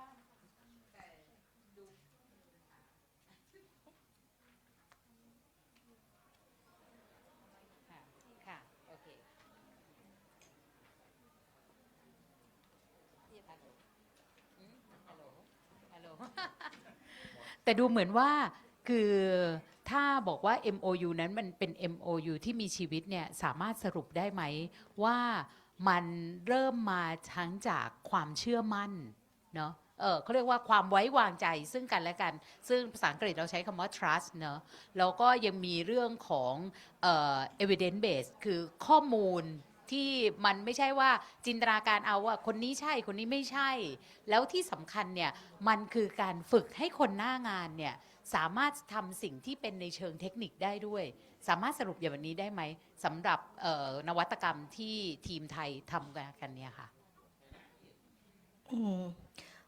ต้องบอกว่ามัน MOU ที่ทำเนี่ยต้องบอกอยู่บนพื้นฐานของคือเหตุผลที่ทำ MOU ก่อนนะคะการมี MOU เนี่ยมันเกิดจากบอร์ดสปสชที่เราเห็นความสำคัญว่ามันต้องมีกลไกในการแก้ปัญหาทีนี้ MOU ที่เกิดขึ้นเนี่ยมันเกิดขึ้นภายใต้หน่วยงานที่เห็นปัญหาเราอยากแก้ด้วยกันแต่เรายังไม่มีกลไกอะไรที่จะชวนคนเหล่านั้นมาทำอย่างเป็นทางการเราก็เลยใช้ตัว MOU เนี่ยเป็นเหมือนที่หน่อยบอกค่ะเป็นกุญแจเปิดประตูให้โดยใช้บทบาทแต่ละหน่วยงานเช่นพม.เนี่ยมีหน้าที่ในการที่ทำเรื่องความมั่นคงของมนุษย์นะคะพม.เพราะฉะนั้นการอำนวยความสะดวกหรือการบริการให้ประชาชนกลุ่มเปราะบางเข้าถึงสิทธิ์เนี่ยเป็นหน้าที่ของพม.เพราะฉะนั้นเวลาที่เราเจอปัญหาต้องเดินทางต้องไปติดต่อหน่วยงานไม่มีใครนำพานำส่งโดยที่ไม่มีเครือข่ายเราอยู่พม.จะทำหน้าที่นี้รวมทั้งการพัฒนานวัตกรรมที่ณปัจจุบันที่พม.มีทะเบียนบ้านคนไร้บ้านทั้ง77จังหวัดสำหรับกลุ่มที่เป็นคนไร้บ้านแล้วติดทะเบียนบ้านกลางไม่มีทะเบียนบ้านลงพม.จะรับหน้าที่นี้ไปมันทำให้เราลดปัญหาเรื่องคนไร้บ้านที่ไม่มีบัตรไม่มีทะเบียนบ้านเข้าหรือไม่มีบัตรประชาชนตัวมหาดไทยเองเนี่ยเวลาที่ประชาชนเข้าไปยื่นคำร้องเราติดปัญหาเนาะไม่รับคำร้องถูกปฏิเสธมาตลอดเพื่อจะพิสูจน์ตัวเราเนี่ยแต่เจ้าหน้าที่ไม่รับคำร้องพวกเราเนี่ยอันนี้ตัวกลไกเหล่านี้มันมีกระบวนการตรวจสอบมีหนังสือซักซ้อมสั่งการต่างๆเพื่อที่จะให้เขาทำงานนะคะอันที่3ถ้าเราไปยื่นคำร้องแล้วมาติดขัดจำเป็นต้องตรวจ DNA โดยใช้ทางนิติวิทยาศาสตร์เข้ามาช่วยเรามีสถาบันนิติวิทยาศาสตร์ที่เข้ามาช่วยซึ่งในวันนี้เนี่ยเราได้งบเพิ่มทุกปีนะคะรวมทั้งตัวสปสช.เองเนี่ยใครจะคิดว่าวันนี้ในกลุ่มคนที่ไปใช้บริการที่โรงพยาบาลแล้วเขามีค่าใช้จ่ายค้างที่โรงพยาบาลต้องแบกรับไว้เนี่ยเมื่อไหร่ก็ตามที่เขาพิสูจน์ได้ว่าเขาเป็นคนไทยสปสช.ให้จ่ายย้อนหลัง1 ปีเราเบิกย้อนหลังการรักษาพยาบาลได้ซึ่งถือว่าเป็นนวัตกรรมที่ไม่มีใครทำณวันนี้เรากำลังเรียกร้องว่ามันมากกว่า1 ปีได้ไหมเพราะกระบวนการพิสูจน์เนี่ยมันนานกว่านั้นแต่จะบอกว่าจากสิ่งที่เราทำเนี่ย1 คนใช้เวลาพิสูจน์เนี่ย30-40 ปีชั่วชีวิตของเขาแต่ก็มีพอเรามีเครือข่ายที่ทำเรื่องคนไทยได้สิทธิ์มีตัวหน่วยตรวจ DNA มีเครือข่ายที่เข้ามาช่วยเราใช้เวลาสั้นสุดคือ2 เดือนไม่เกิน2 ปีเขาจะได้บัตรประชาชนแต่ในขณะเดียวกันถ้ามันเกิดปัญหาข้อติดขัดตรงไหนตัวคณะทำงานคนไทยได้สิทธิ์เราจะมีกลไกประชุมทุก2 เดือนที่อยู่ภายใต้สปสช.มาดูค่ะว่ามันติดขัดตรงไหนเราต้องแก้อะไรเราต้องสนับสนุนอะไรเพิ่มเติมมีข้อซักซ้อมสั่งการอันไหนที่มันมีปัญหานั่นคือหน้าที่ของพวกเราที่จะต้องทำงานเพื่อให้คนเหล่านี้เข้าถึงมากขึ้นอันนี้คิดว่านั่นคือเหตุผลว่าทำไมเราเรียก MOU นี้มีชีวิตเพราะว่า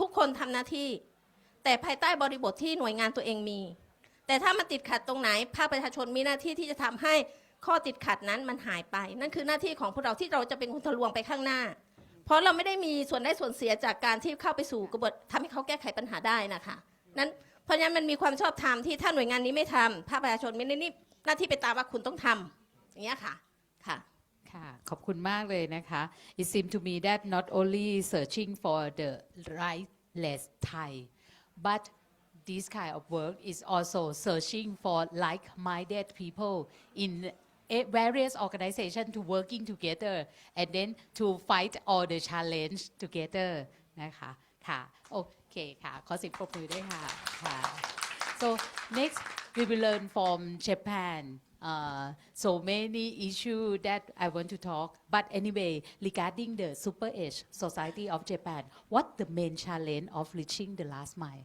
Dr. Tobe please thank you very much so as my colleague Madam Masu has a very good very practical the example of how our society is reaching to the last mile population. I'd like to touch upon from the different angle on how to maintain the universal health coverage. And next. as of now, nearly 30% of Japanese population are senior citizens, 65 years old and older. And yeah, it's almost a double of the population aging of the Thai. But this is not the far future problem of you. In Thai, you also experience a similar situation as of Japan now in 25 to 30 years. Because our Asian country speed of population aging is very rapid. In European countries, it takes 80 years, 100 years, 150 years to achieve such a big the population aging, while our development speed is very fast. So we have a limited time to customize our society or social protection mechanism to rapid population aging. Next. Okay, this one.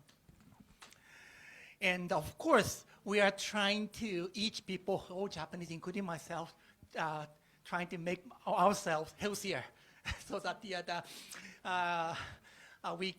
we can live longer in a healthy status. But anyway, we will die in any future. It's not inevitable. It's inevitable. And also so was the medical cost. Every year, the medical cost is increasing because the increasing number of the senior citizens, and also the new technology is very good to extend the life, but it's very expensive. Yeah. So before, almost 30 years, 40 years ago, government provide free insurance for senior citizens, free medical care for the senior citizens. At that time, Japan was rich. But now, and the senior citizen was a smaller population, but now 30%. And also the number of the children, number of the working age population is shrinking. So we can no longer be so generous compared to before. So now, in universal health coverage, our principle is let's make a contribution according our capacity to pay. I mean, rich people make a contribution more, while poor people, they pay less or exempted for the payment. We consider this is a fair way to making health financing sustainable. So to do so, now all Japanese citizens, including foreigners living in Japan, they are given lifetime 12-digit ID number. In Thailand, it's a 13-digit, but in case of Japan, it's a 12-digit lifetime ID number. And every time we got the money from job, we have to declare this ID number so that no one can hide some income from the government. For example, I am working for JICA, so I have salary from JICA, but in addition, I have 2 times, 3 times lecture at the university. And university always asks, what is my ID number? So even though I can hide such a temporary income from my wife, but I can't hide it from the government. So that in Japan, even farmers, business owner, they are paying income tax, personal income tax, and also social health insurance contribution according to their capacity to pay. And and now I understand from your presentation and your presentations that in Thailand, you are also doing the same job. I mean, everyone provides the national ID. And in Japan, we also are doing the same thing. And but one of the motivation for people to register themselves is if they don't register themselves, they cannot use the social services. For example, in some country, child vaccination even though you are not registered, you can provide, health worker provide because you are to expand the immunization coverage. But if we keep doing so, people don't have incentive to register themselves to the country, right? So at some point, as what you are doing right now in Thailand, you have to shift or everyone to have an ID number, and based on that registration, government provide a service, and based on that number, government asks people to make tax payment or health insurance contribution according to capacity to pay. So in Japan, even informal sector worker like farmers, self-business owners, and also formal sector worker like myself, government worker, private company employee, they pay almost 5% to 12% of their income as a health insurance contribution every month. And maybe this is something surprising. Even senior citizens who are receiving pension, they are paying part of their pension income as a health insurance contribution, so that everyone can make a contribution according to their capacity to pay. As a result, only formal sector, 100% people pay. And even in informal sector, 94% of the informal sector people, farmers, self-business owner, retired people, they pay their insurance premium according to their capacity to pay. Income tax, personal income tax, not only formal sector workers who are salary pay, but also farmers, self-business owners, they pay 5 to 40% personal income tax and to the national government. In addition, local government, we pay additional 10%. So in total, 15% to 55% every month we are paying. Without such a contribution, we cannot sustain such a super aged healthcare need. But one thing now we are facing a difficulty is something what we call intergenerational fairness. I mean, now young people, they are requested to pay high contribution from their income as a tax and the social health insurance, and also pension insurance, long-term care insurance. And what they're contributing, the young people pay is used for the current senior citizens. There's no guarantee that when those young people get old, young people are wondering, who can support us? Now, the fertility rate, number of the baby per woman is just 1.2. And I also surprised to learn in Thailand, similar fertility is happening. So maybe in sometime future, you may also face the same complaints of the younger population generation, why we have to keep paying for the senior citizens. Yeah, thank you. Thank you so much, Dr. Tobe. Your presentation very insightful and give us a big thing to thought that to think that yes, the situation is maybe similar and different, like for the infertility rate, we are very low as Japan. Better just only 0.0 digit. But anyway, for the older people, in terms of co-payment in Thailand, we also talk about, but not the co-pay at the point that we got access to the treatment. Otherwise, it will be the situation as Taito that Ms. Masu already gave a presentation. But for the co-sharing, like a co-insurance before we sick, this is the thing that we need to think about more. Thank you. So I will move to Philippines. Dr. Joseph gives us a previous one, the very insightful presentation also. We would like to know more about YAHUB, the primary healthcare. But anyway, because Dr. Tobe already talked about the constraint of the budget, maybe because your presentation indicate that in year 2025, the government didn't contribute anything, money to the field health. What are you, what can you do? What can you survive to do the running the universal health scheme for Filipinos? Please. Yeah, okay. Just to maybe to respond to that first point on the budget. So in an earlier presentation, we saw that in 2025, the corporation received zero funding from the national government.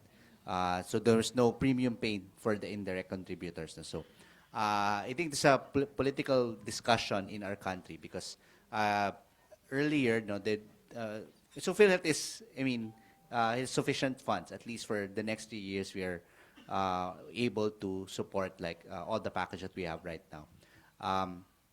So that's the background of that. So I think around 2024 there was this discussion, and there was people were lawmakers and the national government leaders were pointing out PhilHealth's lack of support value. As you can see, the support value of our insurance is not that high, in terms of what it covers.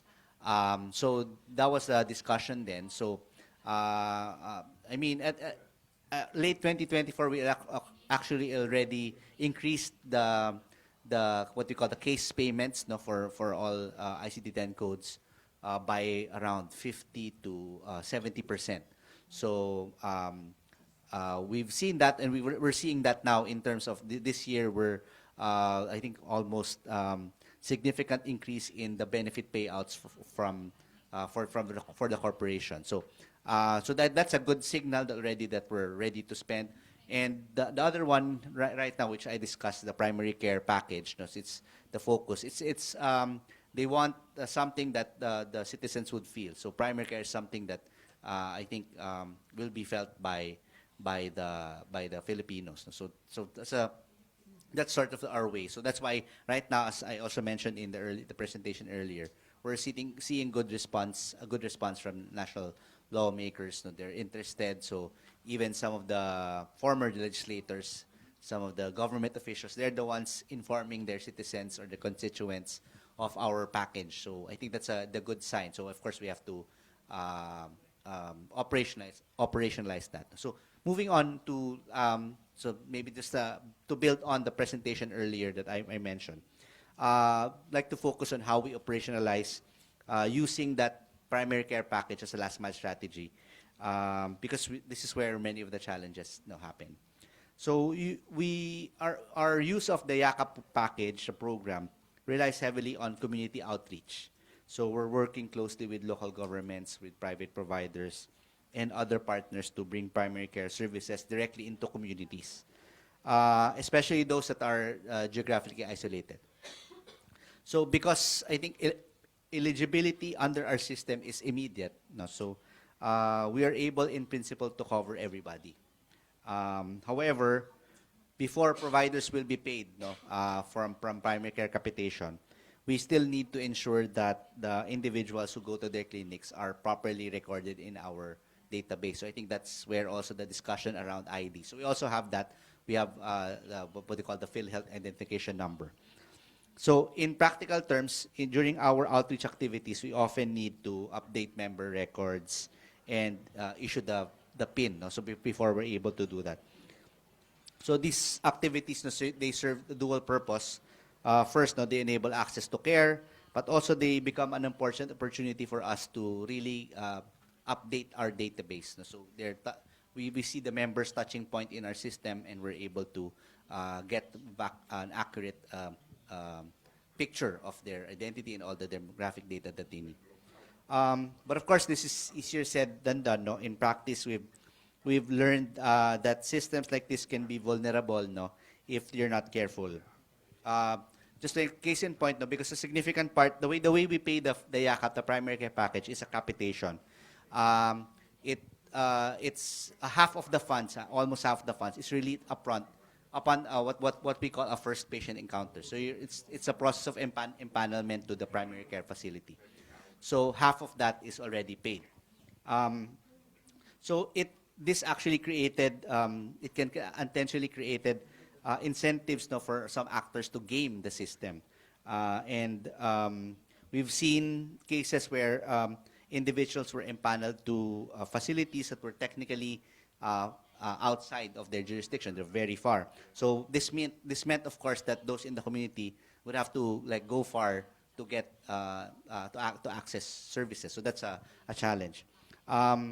In more serious situations, we've also seen attempts actually to misuse identities. So they're gonna get they're gonna register individuals and they're gonna give you a PIN, but they're not that individual. So and they use that to and they're gonna empanel that individual to a facility and they can claim. So that's the challenge that we're facing now. Of course, we note that front load payment is designed actually not to be gained, but really it's more for the providers to have an upfront resources to enhance their services. So that's designed. So I think we need to we need to put up some of the safeguards, so which we're doing. No, first in terms of the proximity, we put in some clauses to ensure that you can only be impaneled to a facility that's near your community. But that's sort of a catch-22 there, because the challenge really is they're in areas where there's no facilities in the first place. So that's really the challenge. So and another thing is we need we put in some digital tools to ensure that there's liveness checks. So we tied up with our National Statistics Office of the Philippine Statistics Office, the authority which has the implements the national ID law, the system. So we interface with their system to ensure that this individual is one and the same person. So that's that requires, of course, internet connectivity.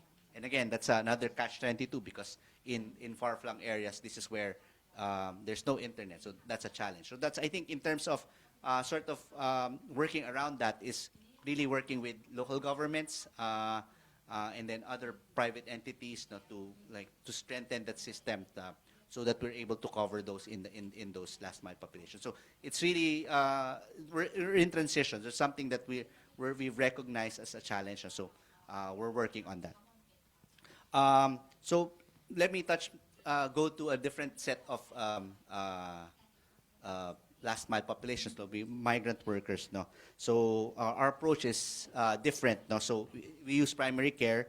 We typically engage them through our partnerships with the Department of Migrant Workers. We have that department, so there's just sole responsibilities to take care of look out for the welfare of the migrant workers in different countries. So we have activities. We call them caravans. We go to these activities and there's this sort of a one-stop shop. So in these areas, the migrant workers, there's a lot of Filipinos everywhere.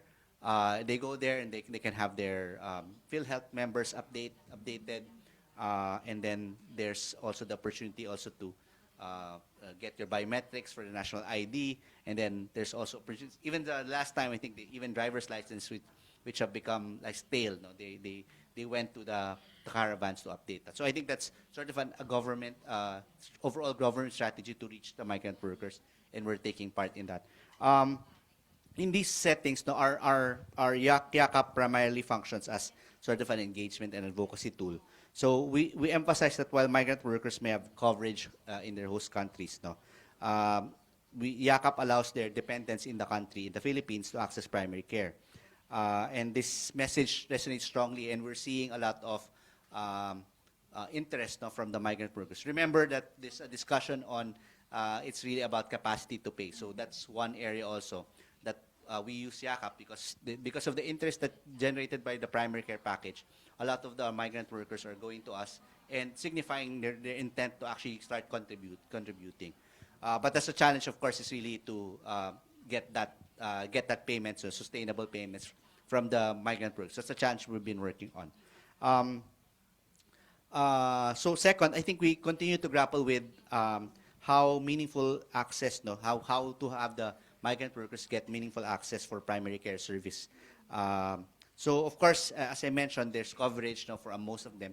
We've seen in our discussions with some of the migrant workers in different countries, while they have some coverage, there's a lot of good proportion of the population in these countries, in some of the countries that they're in, they don't have like coverage. They're not, they don't have access to services. So I think that's something that we're exploring.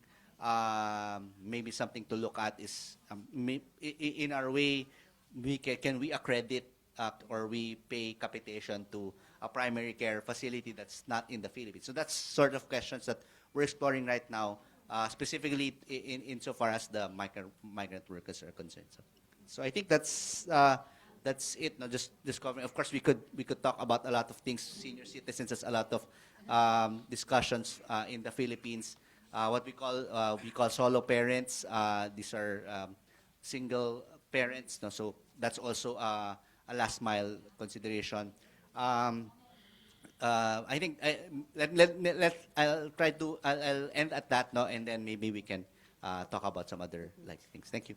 Thank you so much, Dr. Joseph. Yeah, particularly the thing that field health take care Filipino migrant worker in other countries, so it's very advanced. Because in Thailand, NHSO try to do is just only help them to translate, or sometimes you can call back to the center of Thailand without paying, and then you can buy medicine that prescribed here.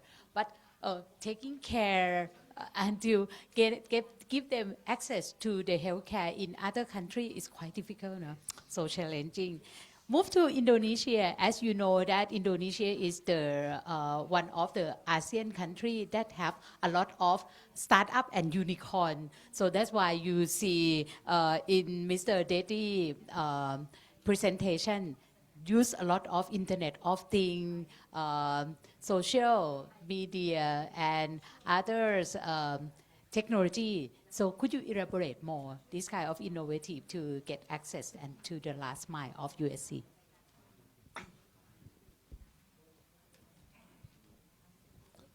Yes. Okay, thank you. As you mentioned that we are achieve almost 100%, but it's normal. Actually, there is no covered in population. As you mentioned that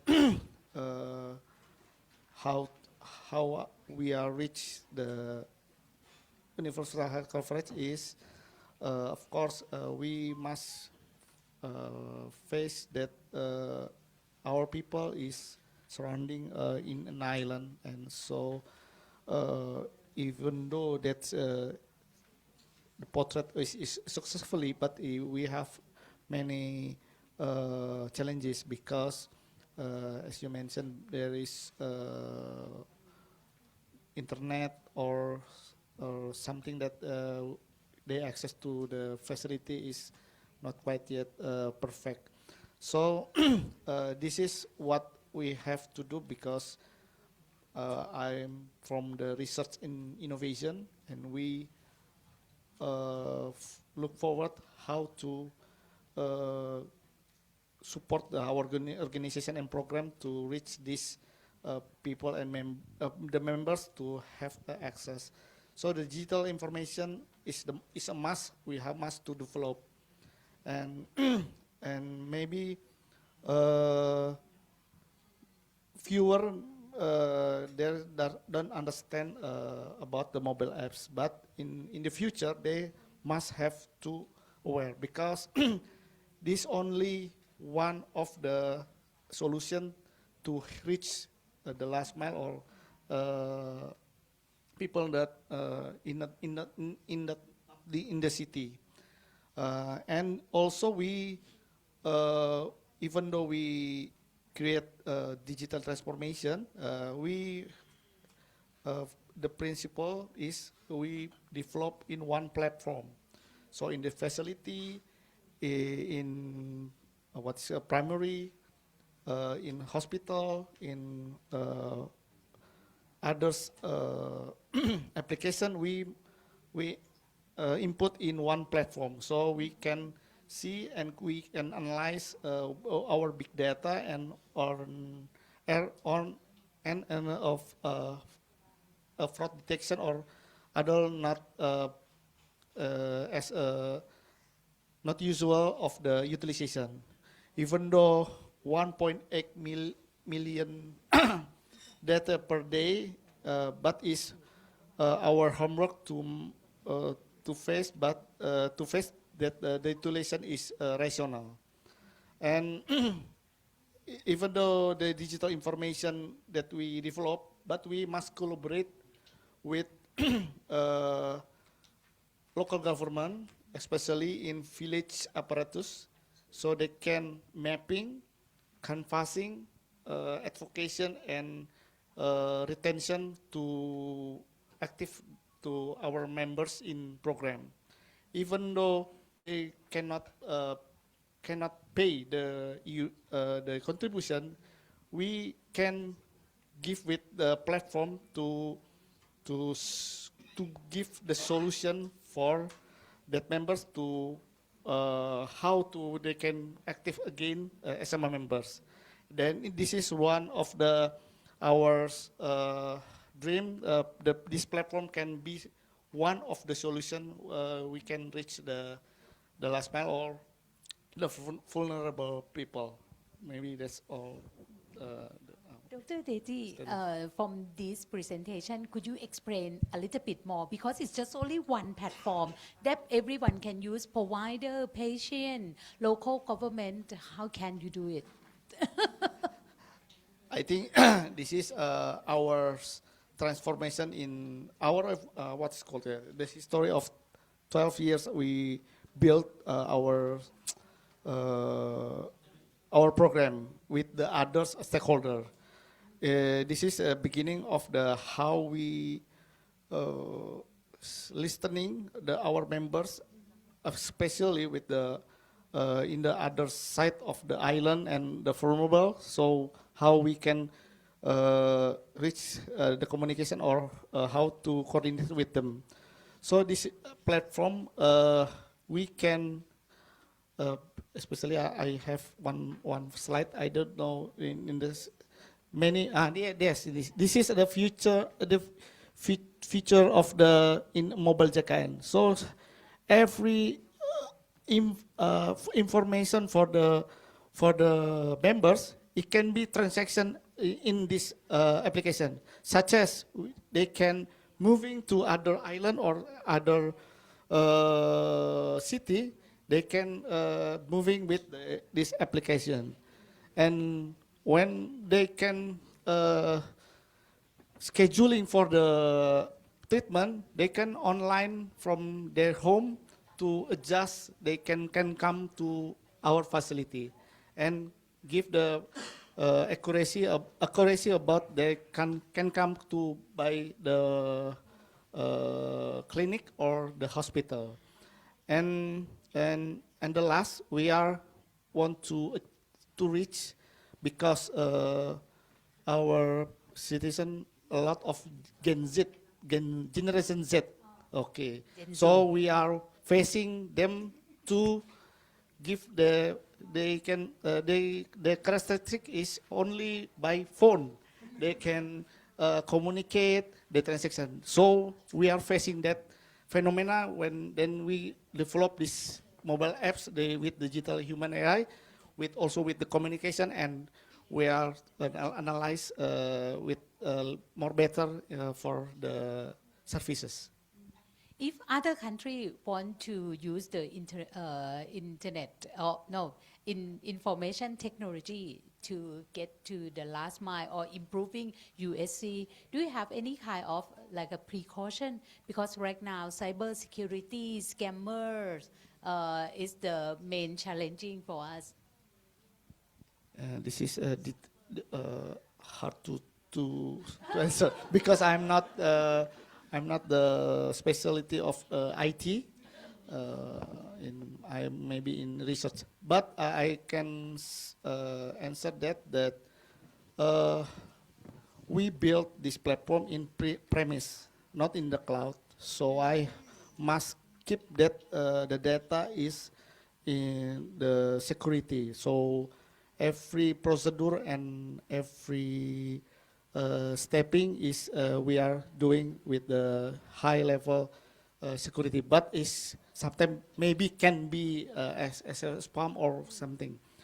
But in otherwise, we are giving the data as a sample data for the research. Now we have 2 million data can be used by a researcher to analyze by everybody to give our solution about our program, because we are not knowing whole of the solution, the what is challenges or the problem of our program. So we collaborate too with the academic and other institutions to give us feedback for our program. So even though we are keep the security is so hard, but if we give the data so can be doing, but especially now for the student in college, and I'm happy for it. Thank you. Thank you so much. Already 3 hours that you already get information. But anyway, I think many people might want to have some kind of question or discussion or opinion to our panelists. And we also, Ms. Masu still here, Dr. Anak somewhere, but he will come back to answer your question or give kind of discussion. Do anyone want to have some opinion, please? First, พี่น้อยนะคะ then okay, please pass microphone to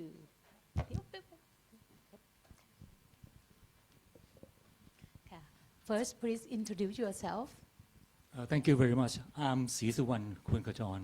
I now serve the Thai Health Promotion Foundation as advisor to its board. Since I happen to be involved a lot in supporting our partners, engaged primarily in helping the last mile people. When the Thai Health have been promoting groups, helping some of those people, we call it specific population groups. For example, the stateless people are one of them, one of those groups. I learned from this afternoon seminar that the term last mile, which I never used before in my life, vary in terms of meaning from country to country. The context of the countries are quite different. I think this is one of the things that I learned.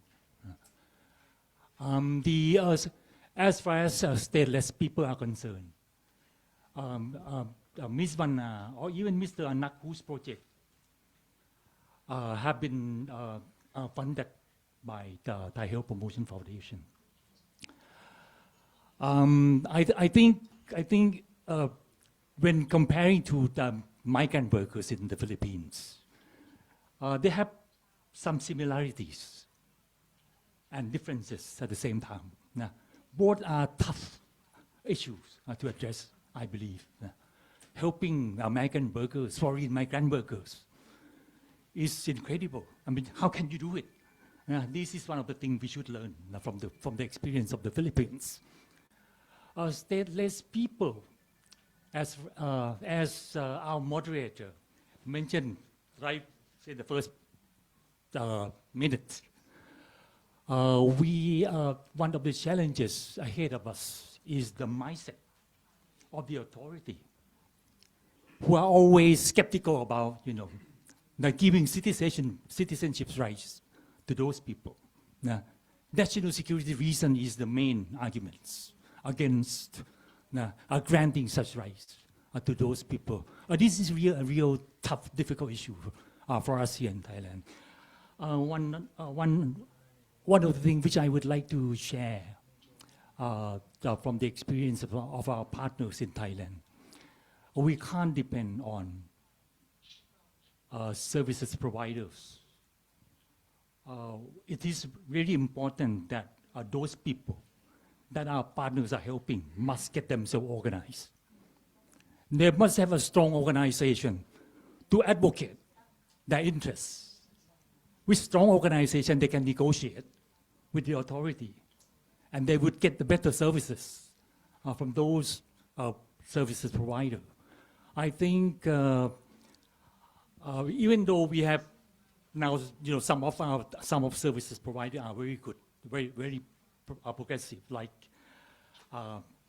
สปสช National Health Services Organizations in Thailand, but they can't reach out to those people who are never served like the stateless people. So stateless people, they must get themselves organized. But this is one of the most difficult groups in terms of helping themselves to get a strong organization to help themselves. This is quite really difficult. We have a very strong organization of slum community, poor people, farmer community, but stateless people are among the hardest group of people to have their own strong organization. So still I believe that strength on the part of those people is a strategic precondition if they want to get a good positioning that they can, they can be in a better place to negotiate with the authority. And unfortunately, we don't have much opportunity to discuss about this very aspect. Maybe in the Philippines, I think for many years we have learned from the Philippines peoples, the marginalized group, the poor people, organizations working together as a social movements, and that you now have what you had today. Without such a strong organization, without such a strong network, people they don't have today's condition. So that's it. And last but not least, I like the word play. Did you put it? The last mile and the last smile. That's pretty nice. Thank you. Thank you so much, Kun Sisuwan. So who will be the next? Comment here, please. ข้างหลังเลยค่ะ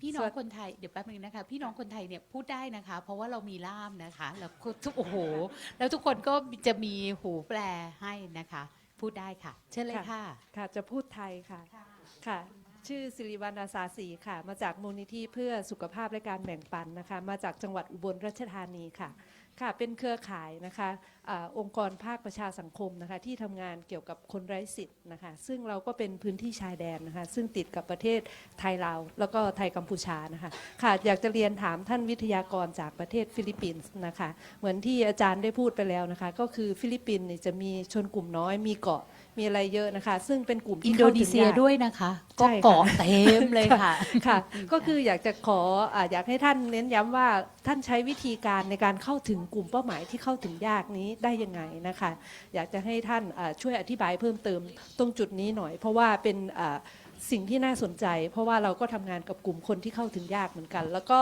อีกอันนึงก็คือว่าเรามีทรัพยากรที่ค่อนข้างจำกัดท่านมีวิธีการไหนที่มันทำแบบใช้ทรัพยากรน้อยแต่ว่าได้ผลกระทบเยอะมีประสิทธิภาพเยอะค่ะอยากจะขอให้ท่านช่วยแลกเปลี่ยนตรง2ประเด็นนี้ค่ะค่ะขอบคุณมากนะคะ thank you very much ค่ะ the next one please อ๋อ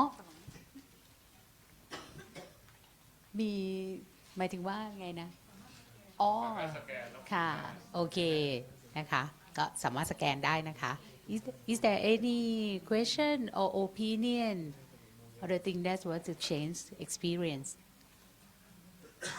not much okay we will come back to the Philippine representative and then from Indonesia yep please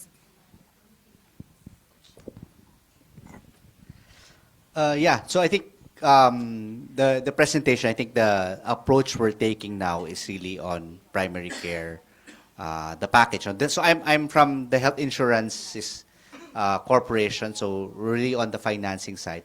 But there's a lot of players needed really to reach the last mile in terms of access. So I narrated it from our perspective. So what we do is we have a package for primary care, so that local governments who's really mandated to be the one to provide those services have additional like boost in terms of resources so they can provide those critical essential services in those communities. But of course, it's really a challenge. No? So there's we also have like the 7,000 islands, different dialects also, the group of indigenous people. So there's a structure also that's supposed to provide for that in terms of care. So you need really to maybe jumping off from also from the point raised by the gentleman, really on working together and organizing. So I think in those areas, no, so we have groups, civil society organizations that are focused on indigenous peoples. So they organize themselves.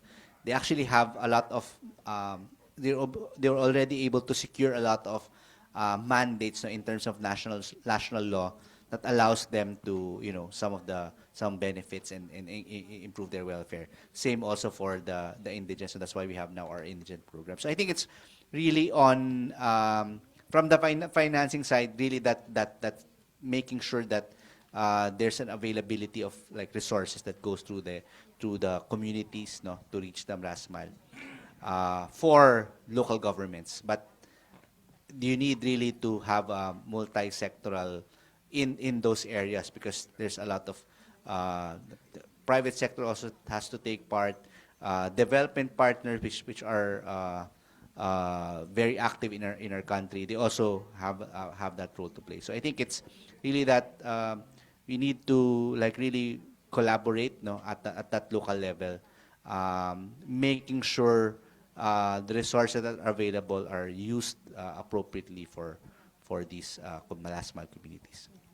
Okay, Dr. Dedi, because Indonesia have more than 10,000 islands. So how can you reach so everyone almost in the coverage? Okay, the key. Use sufficient way, lower budget, but very effective. Yes. Okay, we are not super body institution, but the key we are make a collaboration, and we hear their feedback. That's the number one point. And the second is we have a branch. Maybe it's not a lot, but we are routine and make event to our local government. So we giving a role to local government, because this program is belong to them, not belong to our. It's belong to them, and this is the strategic of our prioritas in our government in nation. So blessing the guys, the local government is supportive for our program JKN. So every little what is called problem, we can fast to solution, even though maybe in the out border and maybe is far from our brand office. We are now create a telemedicine, even though now the function of the teleconsultation and work from now and have benefit for the everybody, and hopefully it can start maybe next year fully by video or to fast what's it called with the private application that has developed that, but we are developed to make sure that everybody can have access to medical treatment. Maybe that's the key, collaboration with others, with the stakeholder, and giving the role that this is the national program, and they can give above our expectation. Maybe that's all I can answer. Thank you. Is there any question? More question? Otherwise, I would like to learn more from Japan because is there any innovative mechanism to reaching the last mile for the vulnerable people group in Japan? Okay, so can you show my remaining slide? So I think the many audience are interested in the migrant thing. So I'd like to share the migrant workers in Japan as a kind of one of the examples of vulnerable population and how our society is trying to support them.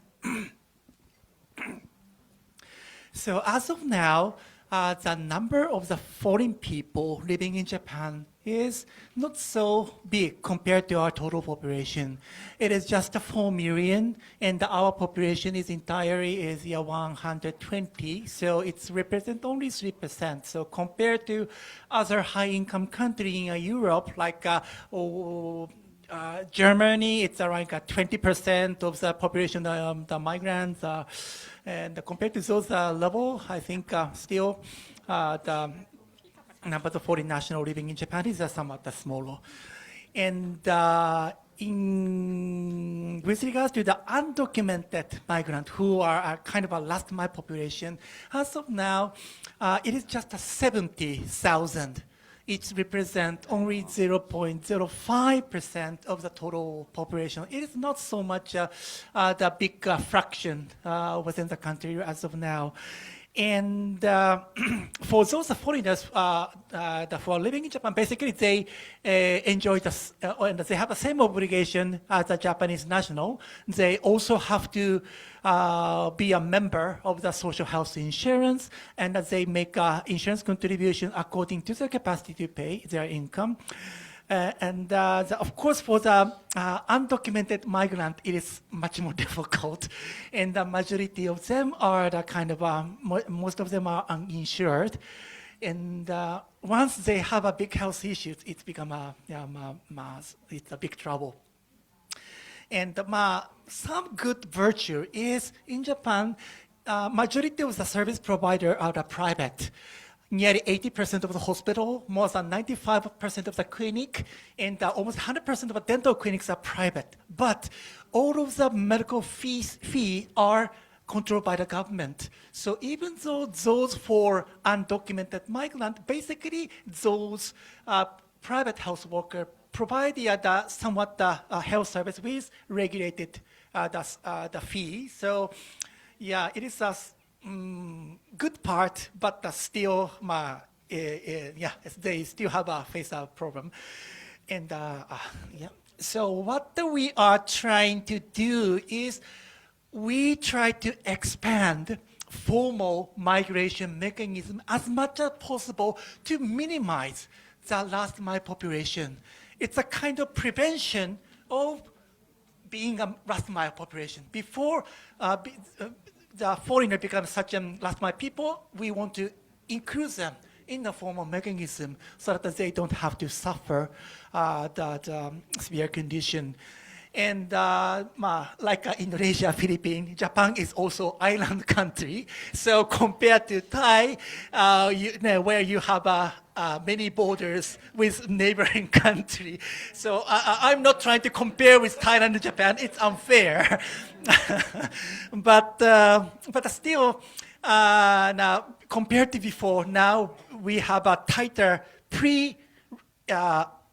regulation before they come to Japan. So that we want to prevent them to come to Japan and having a difficulty. And so when they apply for the visa for the study or work, basically our immigration officer, they have to check where to work, where to study, and how long they will stay.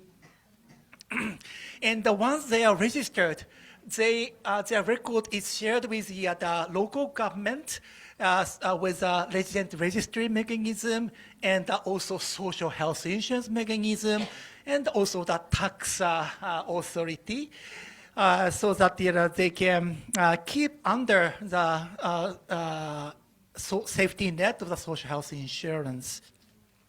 And of course in Japan, that now the many employer are how can I say, more aware of importance of the compliance. I mean, in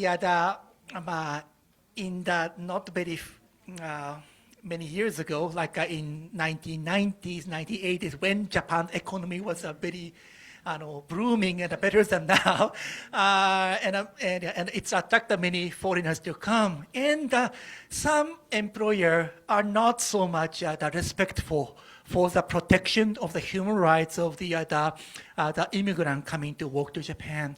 But now we are aware, and now we are aging society. We need the immigrants, but also we want our society, our employer, respect the role and welcoming foreign worker in respectful way. So if there's a lot of the social pressure for the employer to follow the law, not illegally the employee or making the worker in working in a hard condition. So in that way, we are trying to minimize the mile people. And when the problem happens, as Ms. Massey presented, the community workers, NGO, NPO, and public officers, not only health sector, but also the social welfare or they are in a group we are trying to support to include those people. Thank you. Thank you so much. There's a question sending to our system. The question goes straight to Japan, the Philippines, and Indonesia. Have you ever faced the stateless, undocumented people? How can you help them to access to healthcare or other social service? Dr. Tobes, you already answered some, but if you want to add more, yeah, start from you. Okay. Please. So as of now, in terms of within the Japanese nationals, some estimate says only 700 or 800 unregistered the nationals remaining out of 120 million Japanese population. It represents only 0.00005%. So but it is the result of the long history of effort like you to, how can I say, the community people, educate the people about the importance of the civil registry or residence registry. And now it's a kind of a common sense of every Japanese people to get the civil registry and the residence registry right after the birth. So now we have a very few small fraction of the population. And for those the other 700, 800, actually we are doing almost the same thing. I mean, how we are, the government in the team, we try to reconcile or their civil status so that especially for the children, they can enjoy the rest of the life in a legal manner with the social support. Thank you. Thank you. The Philippines, Dr. Joseph. I think the short answer is yes. No, we also have displaced persons in the Philippines, host them from other countries. The insurance coverage, it's the universal healthcare only covers the Filipinos. So by design, they actually have to contribute some premium payments. But I think because this is a humanitarian consideration, the national government also provides for some support. No, some local governments where they also provide some coverage. But of course, it's not. I mean, it sort of mirrors the sort of lack of access and state of health in different areas. So we have some, but I suppose it would be limited as well. Thank you. Mr. Dedi. Okay, maybe in Indonesia, we are covered too for the worker in other country, other Indonesia, and with have a criteria, so they can as a member ours from other country. Especially we are advocate to the institution or company who work to to register there to our program, so they can access to our medical treatment, which is who a lot of choice of our providers in Indonesia. What about if you find the stateless people or undocumented people in Indonesia? Or undocumented, Yeah. there is the citizen of Indonesia. Yeah. How can they get access, or can they, if they get really sick? If they get really sick, I mean the stateless people or undocumented people in Indonesia, they might not be Indonesian. Okay. Yeah. How can they get help? Maybe there is institution more specific about the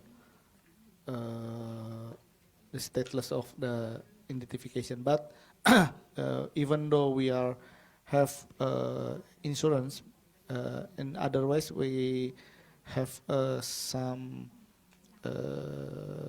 funding in our hospital or our facility, which is government's. Like a humanitarian fund. Oh, yes, small yes. humanitarian. Maybe that's it. But we are keep pushing. They have to get to our program, so there is no what's called problem with the get the insurance in Indonesia. Okay, thank you. ทีนี้จะขอค่ะ Okay, maybe the last question. แนะนำตัวด้วยนะคะ Introduce yourself. Hello, I'm Dr. Harvey Liwanag. I'm from the National University of Singapore, but I'm Filipino, and Dr. Lachika is a good friend of mine. Pleasure to listen to him today. I would just want to share about being a migrant, because, but obviously I'm not from the last mile, but I've lived in Switzerland for 7 years, Malaysia 2 years, and now Singapore almost a year. And in Philippines, we have so many overseas Filipino workers. I think at the moment we have 1.2 million Filipinos working outside the Philippines. And because there are many Filipino overseas workers, we have a special ministry called, we call it Department of Migrant Workers, Ministry of Migrant Workers. Any Filipino who will work outside the Philippines, they have to get clearance from the ministry. And the ministry will review the contract, and they will make sure that you will have insurance. So in my case, I cannot leave Philippines going to Switzerland without the insurance that Switzerland provides. Same with Malaysia, same with Singapore. So I think this is in a way what our JICA speaker talked about, formalizing process. So I think in that way, many of the official Filipino workers who have clearance, for sure they have health insurance wherever they are, because they cannot leave. If they don't get the clearance, they cannot leave. The immigration officer will stop them at the airport because they don't have that. That's how we control it. So I think that's good, because there's this process to check. The other thing is, but of course, there will always be undocumented migrants also. And you can leave Philippines as a tourist. You say, I will vacation in Singapore 1 week, but then you will actually work in Singapore. You don't come back, right? So you're undocumented. But based on what I learned now, because I've been in Singapore for almost a year, there are 200,000 Filipinos in Singapore, but these are officially documented Filipinos. I'm sure there are, I don't know, X thousand undocumented, but our Philippine embassy is, in a way, very familiar with the Filipino community. So they kind of know who is documented or undocumented. I think they're taking care of the undocumented. So I think maybe that's one way for the embassies, maybe the Thai embassies and the Indonesian embassies. You look out for your citizens in those countries. So maybe just a couple of sharings. Thank you so much. I like to share a small experience in Japan. I'm working with CHAIR. It's an organization that doing the outreach with Thai community, Philippines community, Vietnamese community to reach to the documented and undocumented people who can't get access to the treatment. So this is maybe also the kind of innovation mechanism.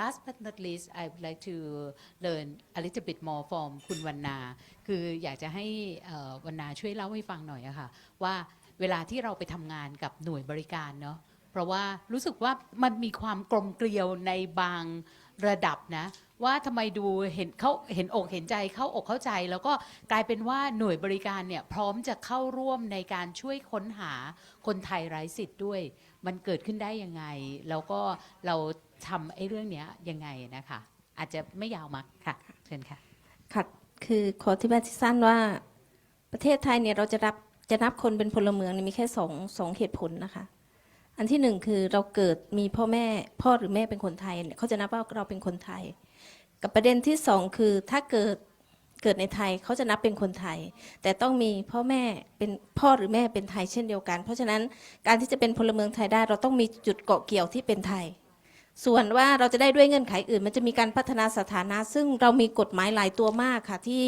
เอามาใช้มันจึงเป็นเขาเรียกอุปสรรคสำคัญในการที่จะพัฒนาสถานะหรือการให้สิทธิพลเมืองไทยที่ไม่มีเอกสารการเกิดหรืออะไรก็ตามทีนี้ถามว่าทำไมเราถึงไปทำงานกับหน่วยบริการแล้วค่อนข้างเป็นเขาเรียกภาษาไทยเรียกว่าเนื้อเดียวกันต้องบอกว่าที่ผ่านมาเราพยายามหาว่าคนไทยที่มีปัญหาเรื่องสถานะบุคคลอยู่ที่ไหนเพราะจังหวัดหนึ่งหรืออำเภอหนึ่งคุณอาจจะมีแค่คนหรือ2 คนหรือ10 คนเท่านั้นมันไม่ได้อยู่เป็นกลุ่มเป็นก้อนการหาคนจึงยากเพราะฉะนั้นเขาจะไปปรากฏตัวที่โรงพยาบาลหรือหน่วยบริการเมื่อเขาเจ็บป่วยทางหน่วยบริการจะเห็นว่าคนเหล่านี้มีบัตรประชาชนหรือไม่และสิ่งที่ทางหน่วยบริการแบกรับภาระก็คือค่าใช้จ่ายที่เกิดขึ้นเพราะเขาไม่สามารถมีเงินจากรัฐบาลเข้าไปจ่ายให้เงินจากตัวเขาเองเกิดจากการทำงานเนื่องจากพอไม่มีบัตรประชาชนเนี่ยการทำงานจะทำงานได้แค่เป็น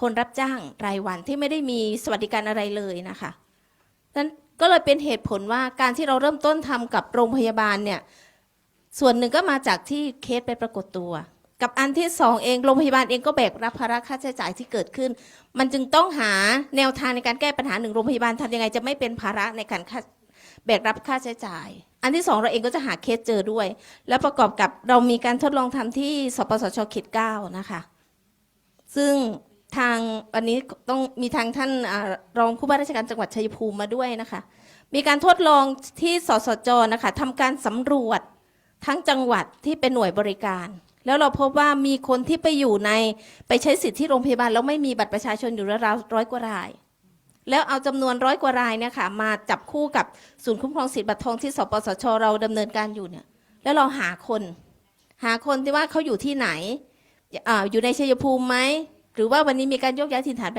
ผลปรากฏเราเจอคนครึ่งหนึ่งแล้วอีกครึ่งหนึ่งติดแค่ทะเบียนบ้านกลางแล้วสามารถคืนสิทธิ์ได้อีกส่วนหนึ่งเดินทางออกต่างจังหวัดนั่นก็คือเหตุผลว่าพอเราใช้หน่วยบริการในการเป็นจุดเริ่มต้นมันทำให้เราเจอคนง่ายขึ้นแล้วอันต่อมาเนี่ยพอเราเจอคนง่ายขึ้นทางตัวสปสชเองเนี่ยก็ไปพัฒนาร่วมกับทางจังหวัดนะคะอย่างเช่นชัยภูมิเป็นนโยบายจังหวัดที่จะทำการค้นหาและคืนสิทธิ์ให้กับคนไร้สิทธิ์และมันส่งต่อไปยังจังหวัดอื่นๆซึ่งทางนครราชสีมาวันนี้ทางโรงพยาบาลมหาราชก็มาเนี่ยเราก็เจอคนอีก 300-400 รายแล้วก็เราทดลองที่101เนี่ยเขต 7เนี่ยเราพบว่าในเขต 7ทั้งหมดเนี่ยเราเจอคนอีก 2,700 กว่ารายที่เป็นคนที่มีปัญหาสิทธิสถานะเพราะฉะนั้นการใช้หน่วยบริการเป็นจุดเริ่มต้นเพื่อจะหาเคสเนี่ยมันทำให้เครือข่ายภาคประชาชนที่เราทำงานเรื่องนี้เนี่ยเจอคนได้เร็วขึ้นพอเจอคนได้เร็วขึ้นเราเรียกว่าช้อนคนที่มีความเจ็บป่วยได้ง่ายขึ้นสะดวกขึ้นหาคนเจอได้เร็วขึ้นมันทำให้ระบบสุขภาพเราเนี่ยไม่ต้องแบกรับภาระโดยเฉพาะโรงพยาบาลขนาดเล็ก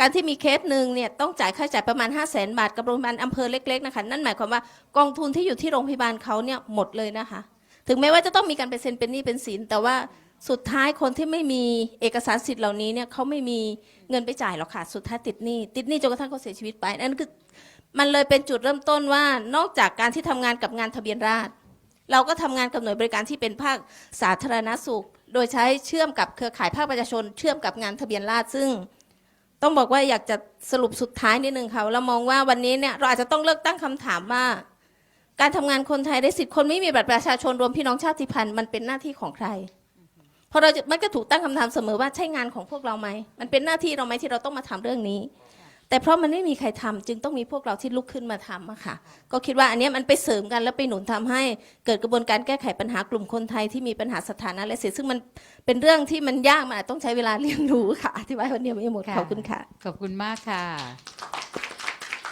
So as Kunศรีสุวรรณ said, reaching the last mile of USC is defined from different contexts.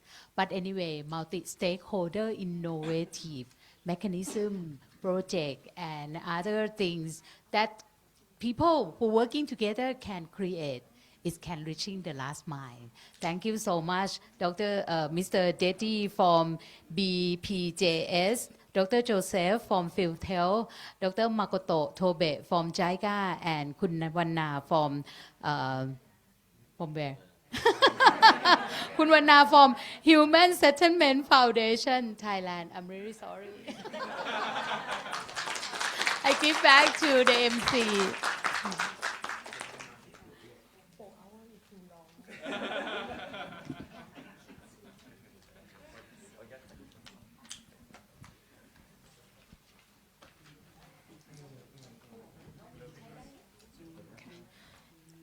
Hello. Okay, as we approach the conclusion of today's session, it is my honor to invite Dr. Nonglak Yot Mongkol, Assistant Secretary General, National Health Security Office of Thailand, to deliver the closing remarks and outline the way forward. Just a moment, please.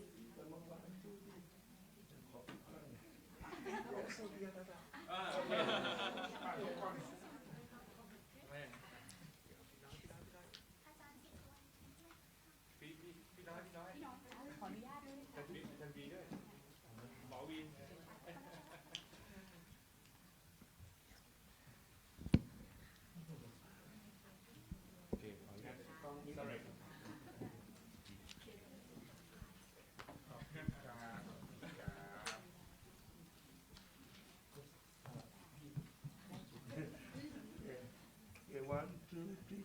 One more, 1, 2, 3. Stop, Abis. Yeah, 1, 2, 3. And this camera. Okay, 1, 2, 3. Again, 1, 2, 3. Thank you. One more. One, two.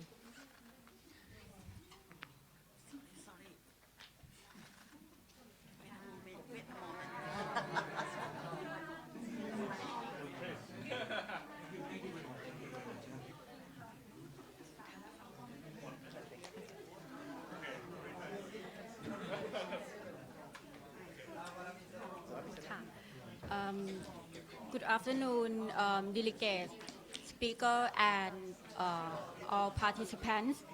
It's my great pleasure to welcome you all to this side meeting on reaching the last mile equitable.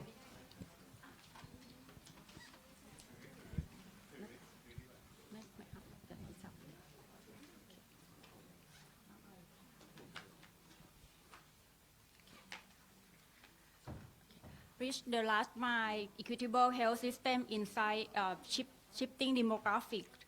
This topic speaker directly to share challenge many of us are facing today.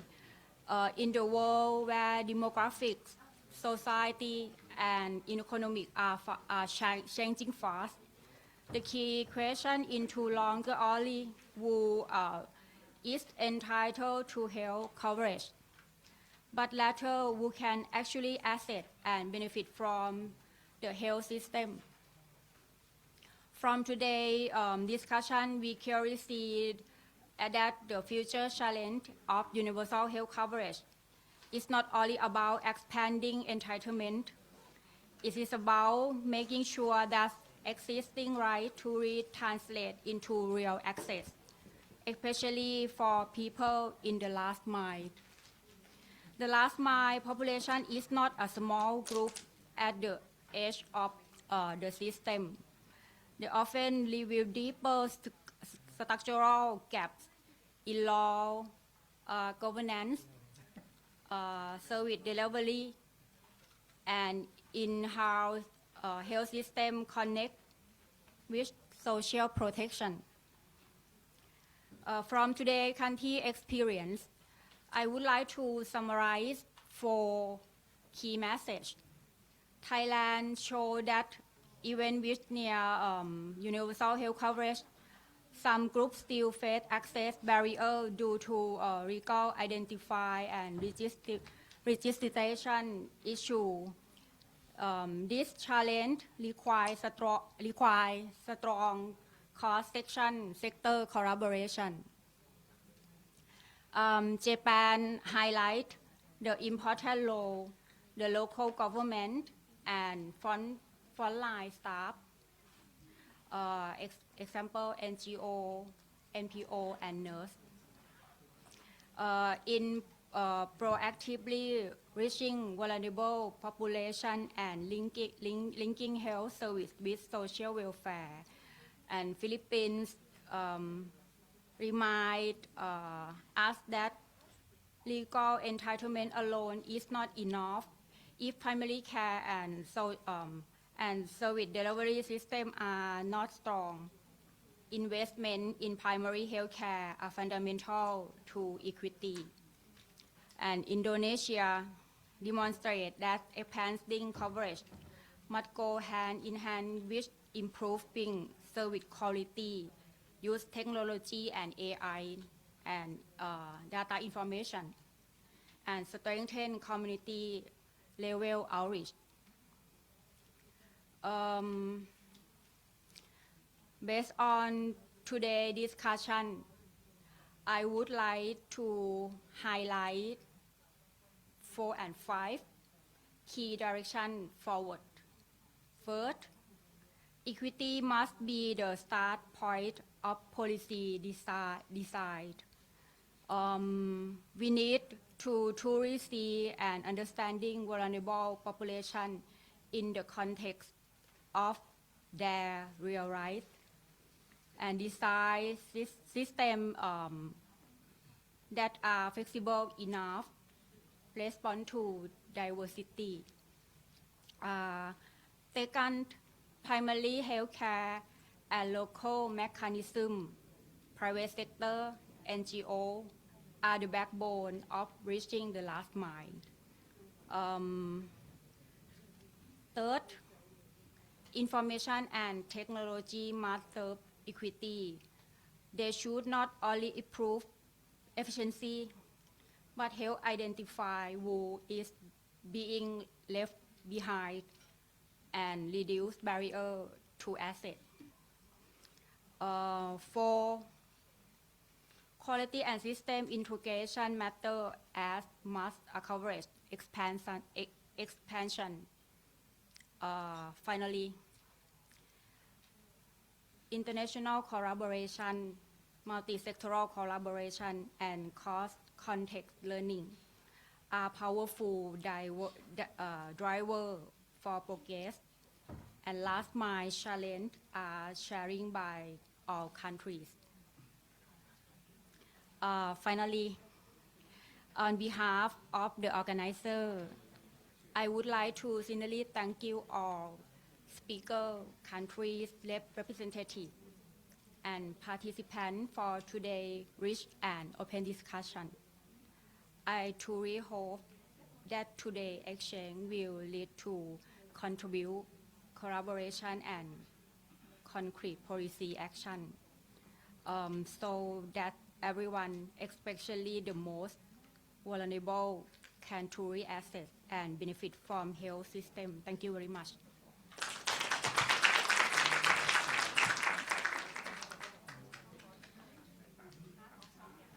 Before the conclusion, we have some announcement from lost and found announcement.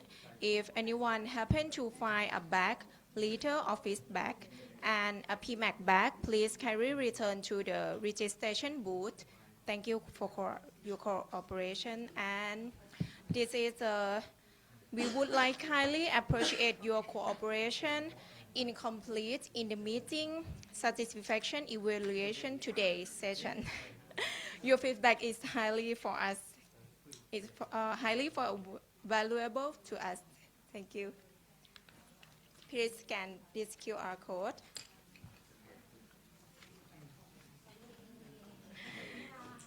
And some last in conclusion, may I invite the all speaker and distribution guests to take a group photo together for all this room.